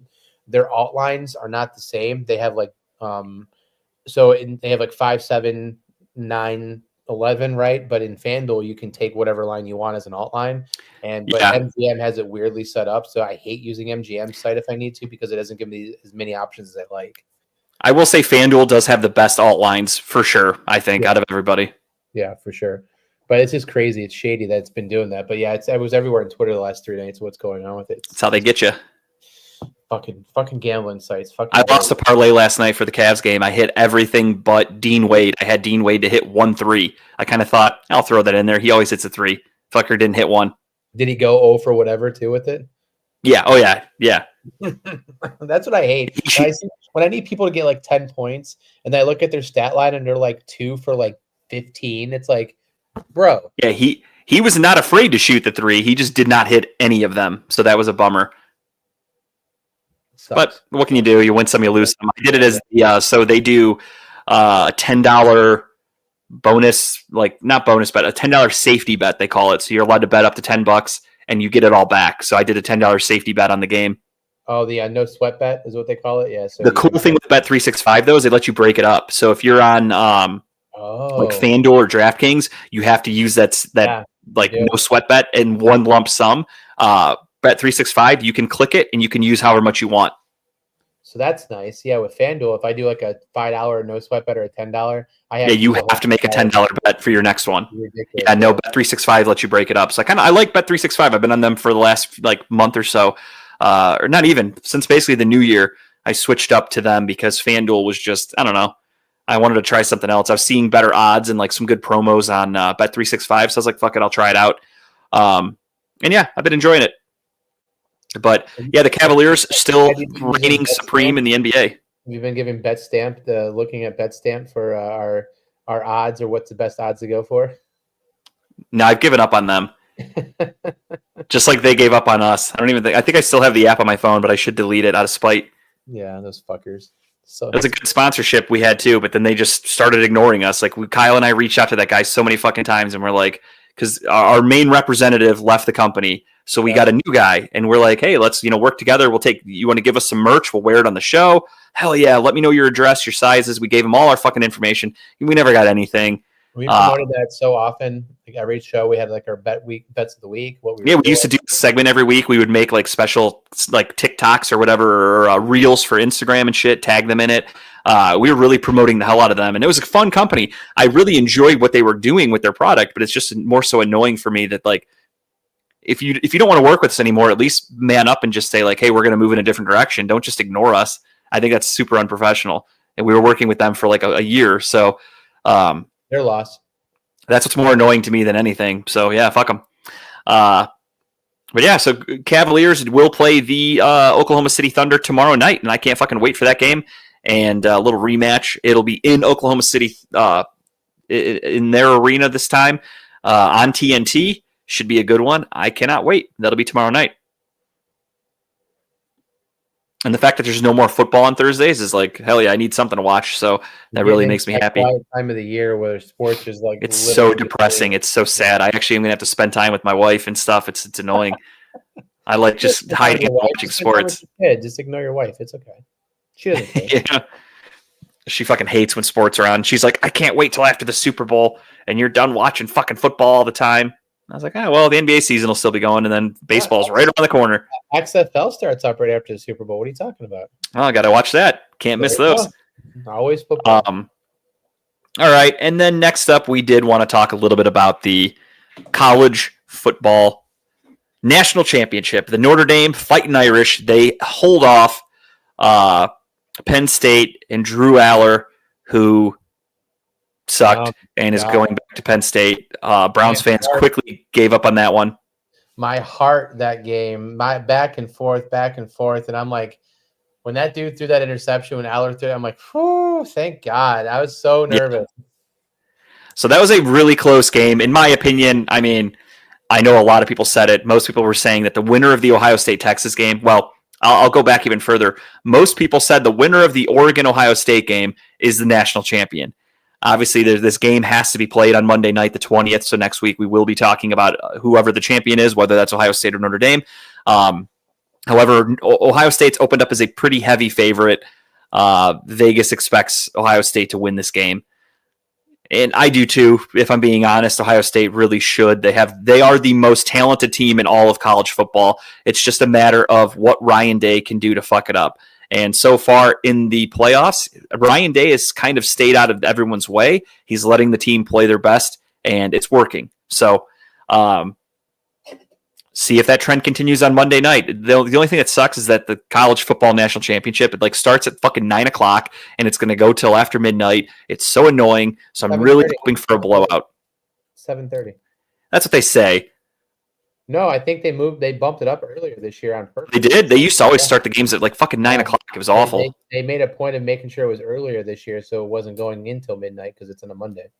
Good, because they got a bunch of people from Ohio and a bunch of Irish Catholics that are going to be fucking wasted by 8:00. So they got to make sure they start a little earlier so everyone makes it through the game. Yeah, listen. They're what 8.5-point favorites right now. Ohio State is okay. I get it. It makes sense. Ohio State should win. I mean, I think they did like a breakdown of like how many 5-star recruits, 4-star recruits that I think Ohio State has like 24 5-star recruits to Notre Dame's like 6. So like I get it, but I mean Notre Dame's just a well-built team, right? For what they do.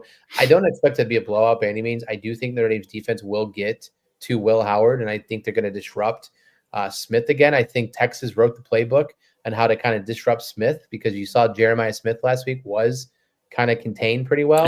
Triple teamed him. They did, absolutely. They triple teamed him. That wide angle shot that they had of Jeremiah, and you saw like the 3 floaters against them. But I mean, think about it though. I mean, there's a chance, right? So I don't know. We'll see. And Ohio State didn't play up to Ohio State standard last week against Texas. That game should not have been as close as it was. So I'm curious to see what happens though. But my heart roots for Notre Dame, but I do think Ohio State's going to win. Yeah, I mean, Texas came in as I'd have to look it up. I'm not familiar with Notre Dame where they rank. It'll be during your show, George. So it'll be a good one. Have that playing in the background for you. I don't know where Notre Dame's defense ranks, but I know Texas was one of the better defenses in all of football. I believe they were top 5. So their defense, Texas's defense was really fucking good. I'm not sure where Notre Dame stacks up. I know they have a good defense, but I don't know where it ranks. So yeah, Texas definitely gave Ohio State fits, as rightfully so. They had the talent on defense to definitely make it tough. And again, they were triple teaming Jeremiah Smith, making things difficult. Huge plays by Travion Henderson to get that touchdown before the half. And then the huge play by Jack Sawyer to strip and recover and score a touchdown against his old Ohio State roommate in Quinn Ewers. That was kind of an awesome moment there. Notre Dame ranks, looks like they ranked 7th. Texas was 4th. Ohio State is number 1. Okay, so yeah, so it should be a really good matchup as well. So that's why, yeah, I knew Texas was good. In Notre Dame, I didn't know it was also top 10. I knew they were good, but not that good. So yeah, it should be a great game. Honestly, I hope. I don't want a blowout. I don't like when these games, like the first couple rounds of the playoffs for college football, really underwhelming games. Like watching Penn State beat up on fucking SMU, not my idea of a good time. Not really fun to watch. So getting tightly contested games that come down to the final couple minutes, like the Ohio State Texas game, like the Notre Dame Penn State game did, those are the games people want to watch. Michigan against TCU or whatever the fuck, unless TCU wins. Actually, that was a bad example because that was a better game. Who did Michigan play in the national championship last year? Was it TCU? I think it was Alabama last year. They beat them Was it Alabama? Yeah, because they beat them twice. Technically, that's the whole Michigan saying this was that they beat them twice in the same year, national championship, and then when they played them again at the end of the year in that one bowl that nobody cared about. So. That's right. Okay, I forgot about that. Shows you how unmemorable that Michigan championship was. I don't even remember who the fuck they played. But yeah, that game, not great. I hope this game is, worth watching. But for George's sake, yeah, I hope it's over by 9:00 because rough competition you're going against there, George, in terms of viewership, if I'm being honest. Tough night. But hey, that's Mondays for you. Yeah, it was number 1 Michigan against number 2. Oh, it was Washington last year, not Alabama. It was Washington. That's right. That's right. They beat Michael Penix 34-13. Yeah, it was never close. That was a boring ass game. Yep. Maybe they beat Alabama in the playoffs. Maybe that's what it was. I think it was the playoffs to get first round of the playoffs. That's what it was. Okay, that makes sense. All right. Well, yeah. So national championship, Kyle is torn. I personally don't care. Like Ohio State winning would be cool. This is kind of what I think everyone wanted, though, was this kind of matchup again. Notre Dame, two big, colleges like this, 2 big primetime colleges like this in a national championship. I mean, it's going to bring the viewers in for sure, at least for the first quarter. We'll see how they play the rest of the quarters. Yeah, it has to be a good game. Otherwise, yeah, it's going to be over pretty quickly. But I mean, good for Ohio State. You got, a freshman in Jeremiah Smith. You've got uh, a lot of seniors and juniors that are going to be leaving Ohio State for sure. They're expected to have like fucking 5 first-round draft picks at least next year. You expect Emeka Ibuka, a lot of the offensive linemen, some of the defensive players to be first-round picks, and you've got Will Howard, could be a day 2 or 3 pick. I believe Travion Henderson's going to be getting drafted next year. So not even next year, in a few months. Because when you make it to the championship, you get $20 million for your conference, right? But because Notre Dame's independent, they got all that money.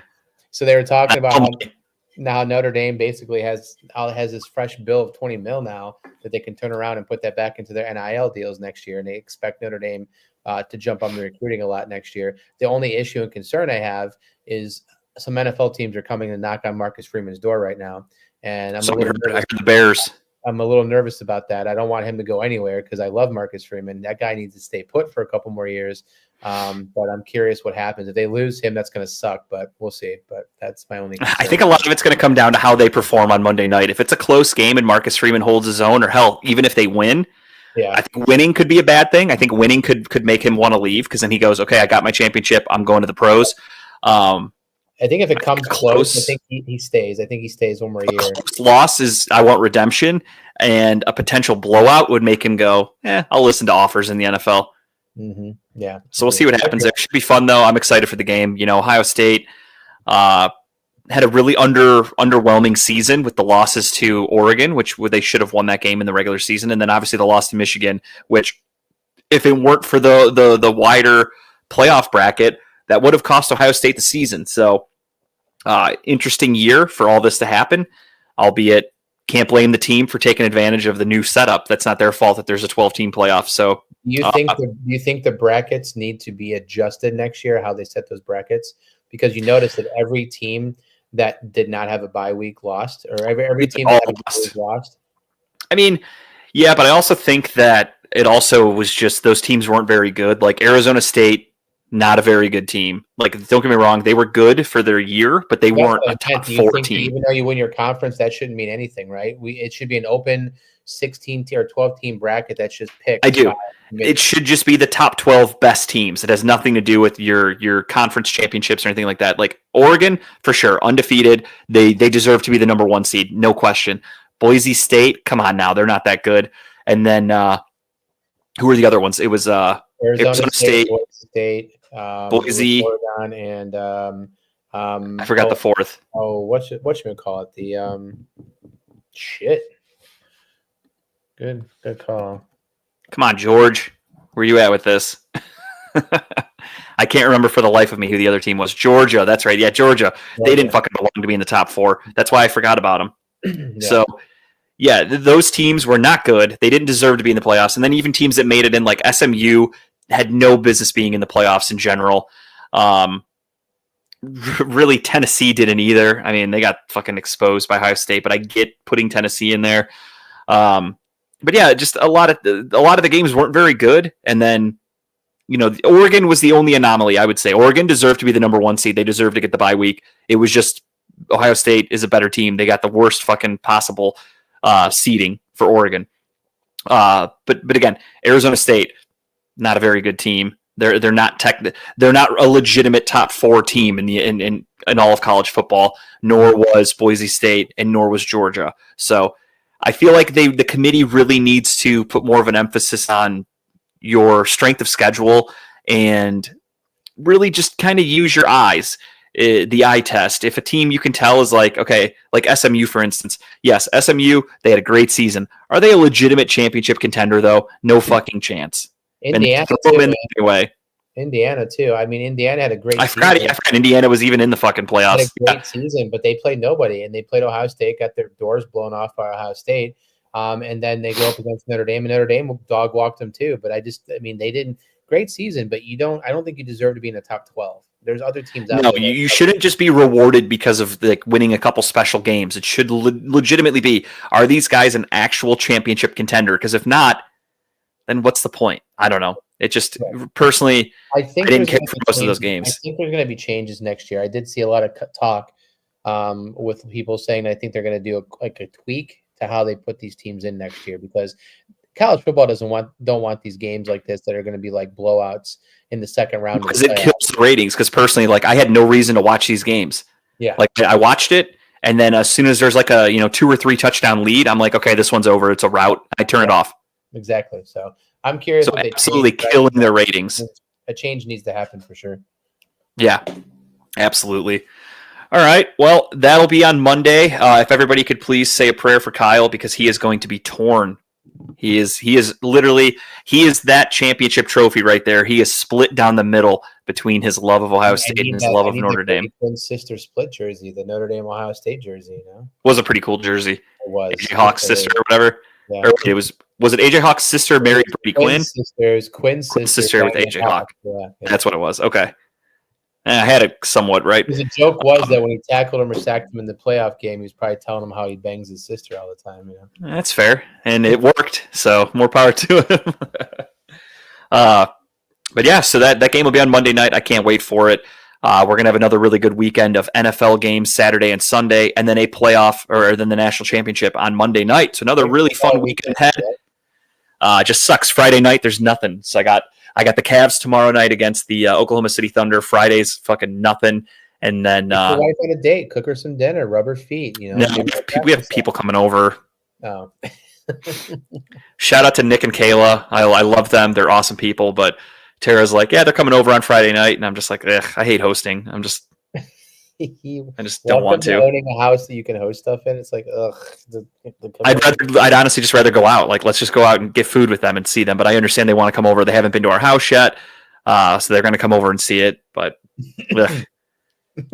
oh, speaking of my house, I meant to bring this up in marble racing. I would watch marble racing, George. I meant to bring this up in the bullshit segment. I am very irritated right now about the owners of my old house, and let me tell you why. So, I don't know how it happened. I buy a lot of shit online, Amazon, whatever, different websites that require PayPal. I do it all. I'm always buying shit online. Yesterday, Tara texts me and she's like, hey, we need some stuff for the house. We got a new TV stand and we bought a new bed frame. So Tara texts me and she's like, we need some things for the house to like protect it for Teddy. I bought these corner protectors. So if she bumps her head on a corner, because we bought it's a floating TV stand. So the TV's mounted, as you saw when you were here. And then underneath it, we now have a new TV entertainment stand, whatever you want to call it, that is just drilled into the wall. There's no legs. There's nothing. It just opens up. It has drawers. It's cool looking. However, when Teddy starts walking and running around, it's perfect level for bunking your head. So we bought the corner protectors. Yeah, for sure. I need them. Refrigerator. I get it. Yeah, everybody needs them. I think they're all ages. Then they had we needed water filters for our refrigerator. So I bought a replacement water filter for that.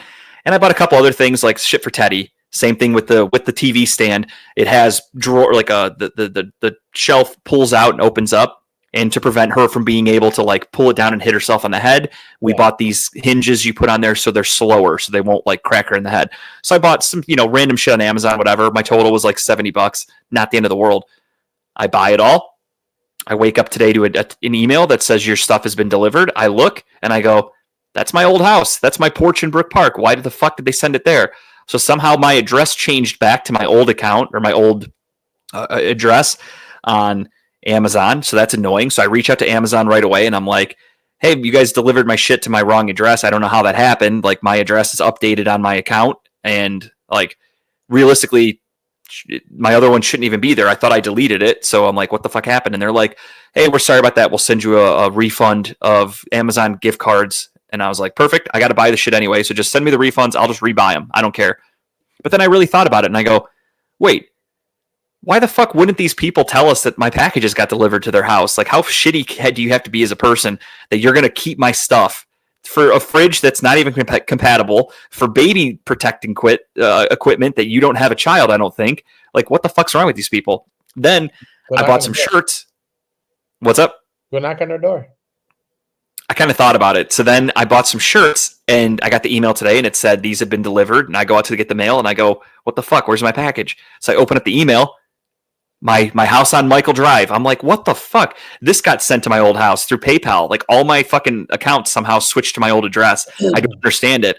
So I reached out to my realtor and I'm like, hey, really sorry to bother you, but I had some packages that apparently got delivered because of some glitch in fucking PayPal. They got delivered to my old house. And she's like, oh yeah, no problem. I'll reach out to their realtor and I bet we can get them to, get it to you. And I'm thinking in my head, like, why did I have to reach out? Didn't they read the fucking package and see Justin George? Why the fuck did, obviously there was an accident because we've had that with the people that lived here. We get some mail that's delivered for them and we reach out right away and say, hey, we got a letter that looks important or we got a package with their name on it instantly. And then they tell us, throw it away, keep it, do whatever. But we communicate right away. These people, nothing. Shows you the type of character that they have. They're willing to keep fucking baby protective stuff. And did you get the shit back? Trust me, George, they're all changed. I don't know why it goes back, but I have I've bought a million things from Amazon since I've moved, and I've never had a problem with the delivery until today. I don't know what went wrong, but something glitched. And did they reach back out to you? Are you going to get the stuff back? Not yet. I just emailed my realtor at like 6:00 when I got home from the dentist. And that's when I asked her. Brook Park for sale page and see if your shit's on there. Well, she said she's going to reach out and she's going to let me. I didn't get the refund from Amazon yet either, so that's why I was kind of like, well, if I don't get my fucking money back, like I'm going to be pretty pissed off. But if they were going to give it back, I was like, fuck it, I'll just buy it again. I don't care. But so she said she's going to reach out to the realtor, talk to them, and see if they'll just throw it on the porch, and I can swing by and just grab it like tomorrow before work or something. But I haven't heard anything yet. I'm definitely going to be keeping an eye on shit. But that's just annoying that, like, why the fuck would they not reach out? Like, how scummy do you have to be as people? Are they a young couple or an older couple? Younger. I'd say like maybe late 20s, early 30s, if I had to guess, just based off the quick view I saw of them. Oh, okay. That's fine. But yeah, pretty fucking annoying that I have to be the one to do all this. Like, you guys have gotten 3 of my packages in one day because Amazon split up some of the things. So you got 3 of my packages in one day, and you didn't think to reach out to anybody. You're just going to keep my shit mid-30s, according to Tara. Sounds like a Tara problem. You should just give her to take care of. Well, if it wasn't my money, I would definitely, I wouldn't care. If she told me that she had this problem, I'd be like, whatever, it'll be fine. You guys don't blend your money. Never mind. Guy's 36. All right, Detective Tara. Jesus. Dude, it's a woman. She probably knows exactly. Yeah, that's true. Where he gets his haircut.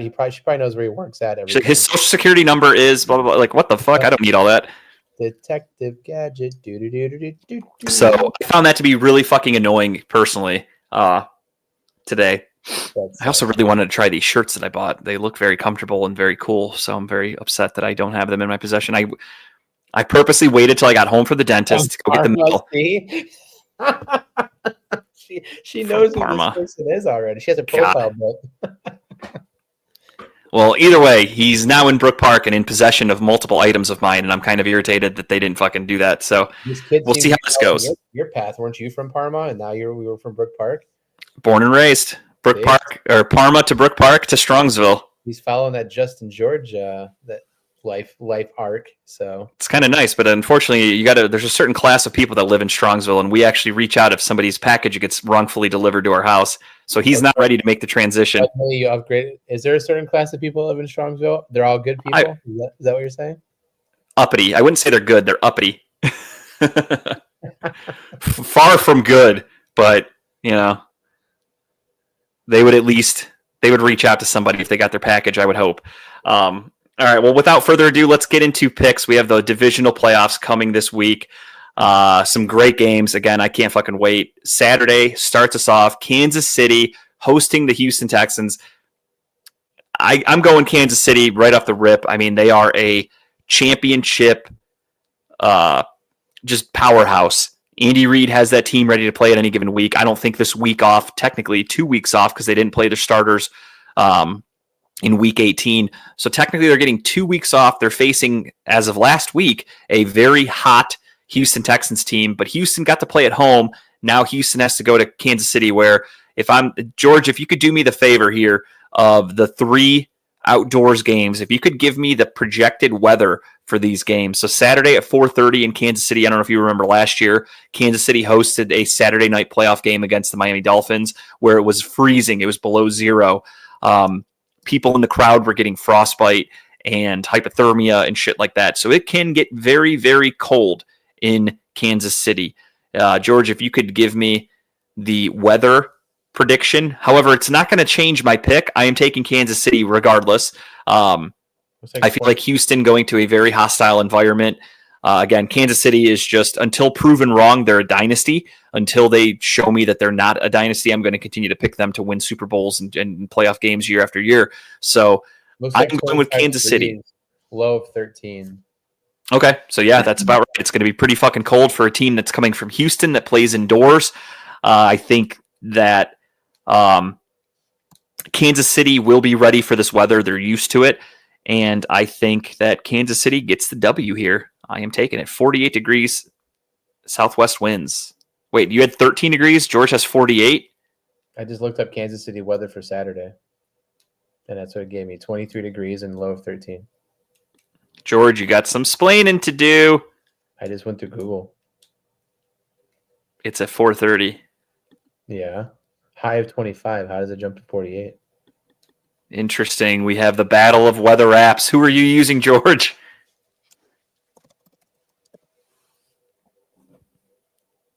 Yeah, it's Friday's weather is 43 degrees. Saturday's high of 25. Let's take a look. You have the Weather Channel on, you old man? Do you watch a TV guide too while you're on there? You weirdo.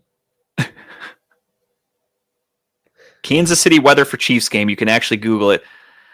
Chiefs-Texans weather forecast meteorologist has a quote-unquote concern. And that's an article from the Kansas City Star. So let's get into it. What's his concern? That George. Fortunately, there won't be a repeat of that. Blah, blah, blah. Shows warmer weather than is expected on Saturday. I hate articles like this. Could you just fucking tell me? Yeah, it says starts out at 33 degrees in the morning, and by game time, it's down to like 23 or 24.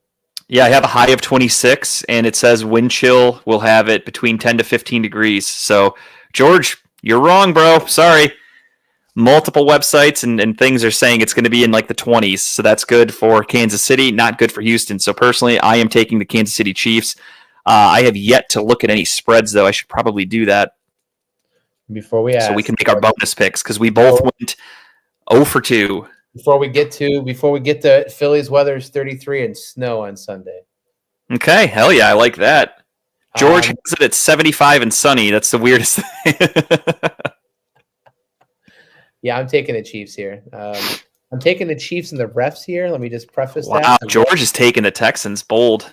The refs and the Chiefs will win this one on Saturday. So give me them. Hey, you know what? In Kansas City's defense, I've yet to see a call that's egregious. Like, yes, they do get some late calls that bail them out, but they're usually good calls. Oof. Buffalo's weather is going to be fun on Sunday. Which that's it's a double-edged sword because Buffalo, obviously you have Josh Allen who can run the ball and you have James Cook who plays really well on the ground, and then Baltimore relies on Derrick Henry and Lamar Jackson's feet. So if it's snowy and shitty and they have to run the ball, it's going to be a pretty fucking fun game to watch. I cannot wait for that one. I'm glad that it's the last game of the weekend. I think they're more afraid of the wind chill on the Sunday, but yeah, it's going to snow a little bit too. But what's the weather?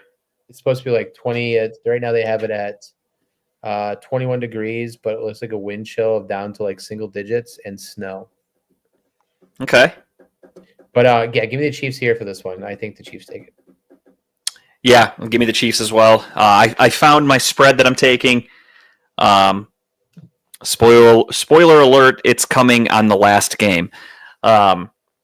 Next up, we have the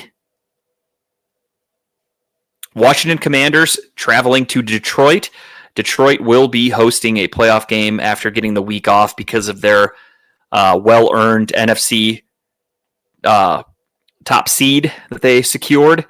I am taking the Detroit Lions. I'm not touching that spread, though. It's 9.5, and I think that's way too much. I don't know which team I trust enough. I don't know if Washington can make it a close game, so I am not touching 9.5. I am, however, taking the Lions straight up. Give me Detroit. Detroit owes the Washington team a receipt. For what? Dinner? Yeah, they're being audited. Do they also look at the wrong Weather Channel app too? Just curious. What are we doing here? I am going to touch the spread. I'm going to take the spread for Washington. I think Washington covers the 9.5, but I do think Detroit's going to win the game, though.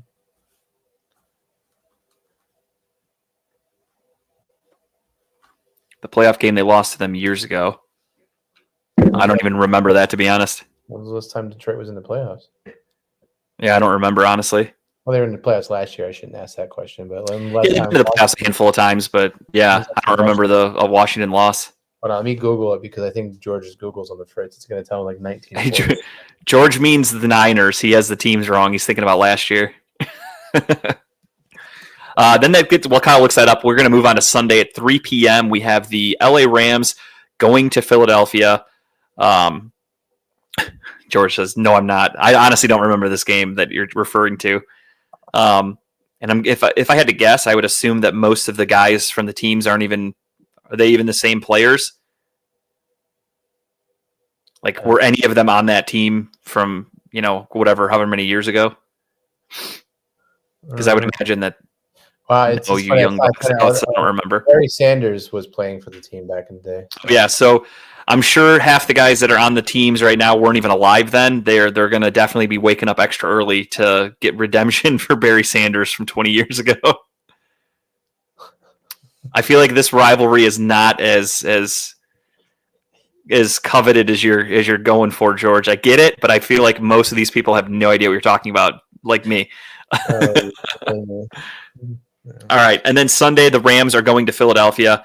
Back in my day, yeah, this was back when. So George is talking about when they had leather helmets, and I did not watch football back then. So the Detroit-Washington rivalry of 1947 is not something that back then Barry Sanders wasn't allowed to play football, so that's okay. Yeah, there was a special of it on NFL Network with black and white footage, and they're like the Detroit-Washington bloodbath of 42. Like, wait, what?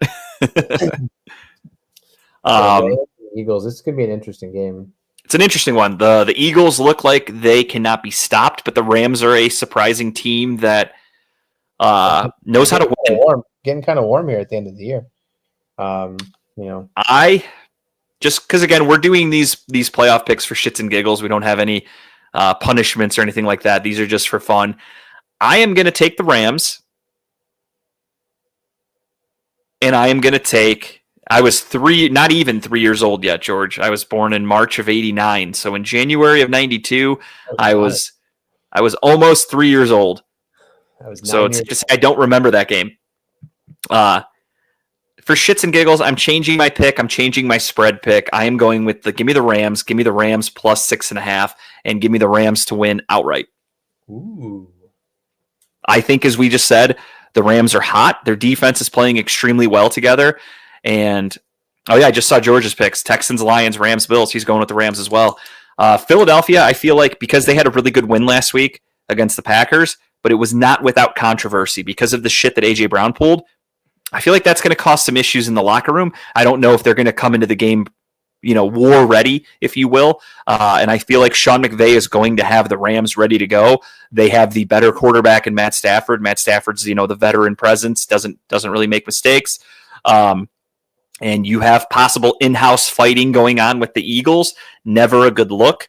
And just with that being said, I'm going with the Rams just for fun. I feel like that would be a really cool upset. I do like the possibility of a Stafford versus Goff NFC Championship game. How cool would that be? A very good. The NFL couldn't write a better story. That'd be a hell of a storyline. I got to take the Eagles. I think the Eagles take this one. They're just all around better, I believe. I think Saquon is just. I don't know. It's hard to stop that man.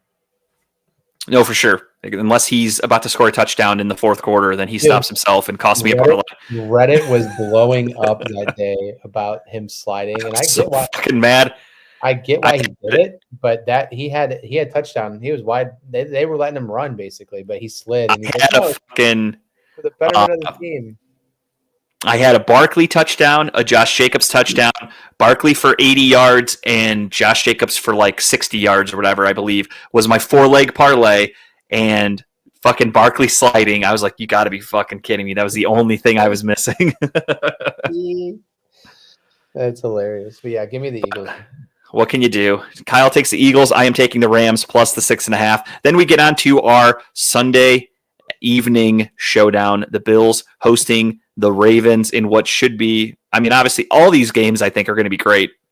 They are fantastic matchups from top to bottom. And this one, however, definitely piques my interest because I hate the Ravens. As a guy who absolutely despises the Baltimore Ravens because of the Cleveland Browns, I want any other team playing in the playoffs this weekend to win a Super Bowl before the Baltimore Ravens. So the only way to get to that is the Baltimore Ravens have to lose. And I would be more than happy if it comes at the hands of the Buffalo Bills on Sunday because Buffalo has been suffering and Josh Allen is playing great football all season. He should be the MVP. I think this is going to be a case where he is going to go out there and show everybody why he deserves to be the MVP. And I think they send the Ratbirds home in a body bag. Give me the Buffalo Bills. Shaping up for another great storyline of Bills versus Chiefs in an AFC championship. That would be a hell of a playoff weekend right there, those two storylines. Absolutely. I just don't think Baltimore gets slowed down here. I think Derrick Damn, Henry. I wrote Buffalo for you. I honestly thought that's where you're going. I think Baltimore and Henry and Jackson kind of run all over Buffalo here. I think Baltimore takes this one. Okay. All right. Well, you heard it here first. Kyle is going with the Ravens. Kyle loves picking AFC North rivalries. He does. I like Texans being the Bills, shock the world, and play the Lions in the Super Bowl. I like it, George, but I just don't think they've got the firepower. I think C.J. Stroud definitely had a regression this year, and facing the Chargers, who didn't look like the Chargers, if that makes sense, on Saturday last week. I don't know. I personally don't think the Texans are going to go into Kansas City and win. I think they're a little too young still. And, I mean, hey, more power to you if you get it, but I'm going with Kansas City. Give me Kansas City, Detroit, Rams, and the Bills. And that'll get you to your final four. And that would make me very happy. I could watch all of these games in the Super Bowl without any rooting interest and without any hatred towards any team. I personally hate the Ravens, obviously, because I'm a Browns fan, and I hate the Eagles because one of my buddies in my group text is an Eagles fan. He's from Philly. We're going to shape up for an Eagles, all-bird Super Bowl. Eagles versus the Ravens. I would be so fucking mad if that happens. I don't know. I don't have faith in Nick Sirianni getting the locker room together after the A.J. Brown shit. It feels like there's constantly controversy around that team. I think, what was it last year? A.J. Brown was in the middle of more controversy. They had that shit with their security guard. They've just constantly been in and out of the fucking media for the wrong reasons. And I feel like A.J. Brown reading a book on the sideline in a playoff game, horrible timing. And I think the Rams and Sean McVay are going to come and capitalize on a team that might not be 100% there. So that's just my thought process and why I'm taking the Rams. And again, we're not doing this for money or for anything like that. So that's why it's easier to just pick a team and not really give a fuck. But I'm sticking to it, taking the Rams plus the points, and then I'm taking the Bills outright. So, with that being said, we have reached the end of the show, and as everyone's favorite segment, of course, we're going to start it off with Kyle here. Just my tip. Kyle's going to give you all just the tip, so please bend over and take it. My tip is, I was going to do this last week, but I did not, but Wicked. Great musical. I've seen it twice. And I got to say, the movie was not a letdown. I think they did really well with the movie aspect of this. The play, obviously, there's two parts to it. So those of you who weren't aware, there is going to be a Wicked Part 2 coming out next year. But they did well. Ariana Grande, and I forget her name, who played the witch, but they killed it. They both sang in the movie, did a great job. So I was excited for it. Jess and I watched it the other night, and I love the songs. I'm a huge drama, huge, what do you say, Broadway nerd, musical nerd, but they did really well. So I was really happy with the cast that they put together for this. But if you haven't watched it yet, I recommend it. You got to like musicals though. So if it's not your cup of tea, I get it, but it's definitely something worth watching. And obviously those who don't know, Wicked is set in the universe of Wizard of Oz. Obviously Wizard of Oz came out way before Wicked. Wicked was kind of written around the Wizard of Oz. And it's about the story of how the Wicked Witch of the West becomes what she is and the deeper, dark stories behind it. And you kind of leave the movie not thinking that the good witch of the North or whatever is a good person. So, just watch it if you like it. I think everyone who does enjoy musicals will enjoy this movie tremendously. Do you have to have seen The Wizard of Oz? I mean, to have a basic understanding, yeah, but you could probably technically watch Wicked first, then watch The Wizard of Oz, and then watch Wicked Part 2, and that's kind of the chronological order of how it happens.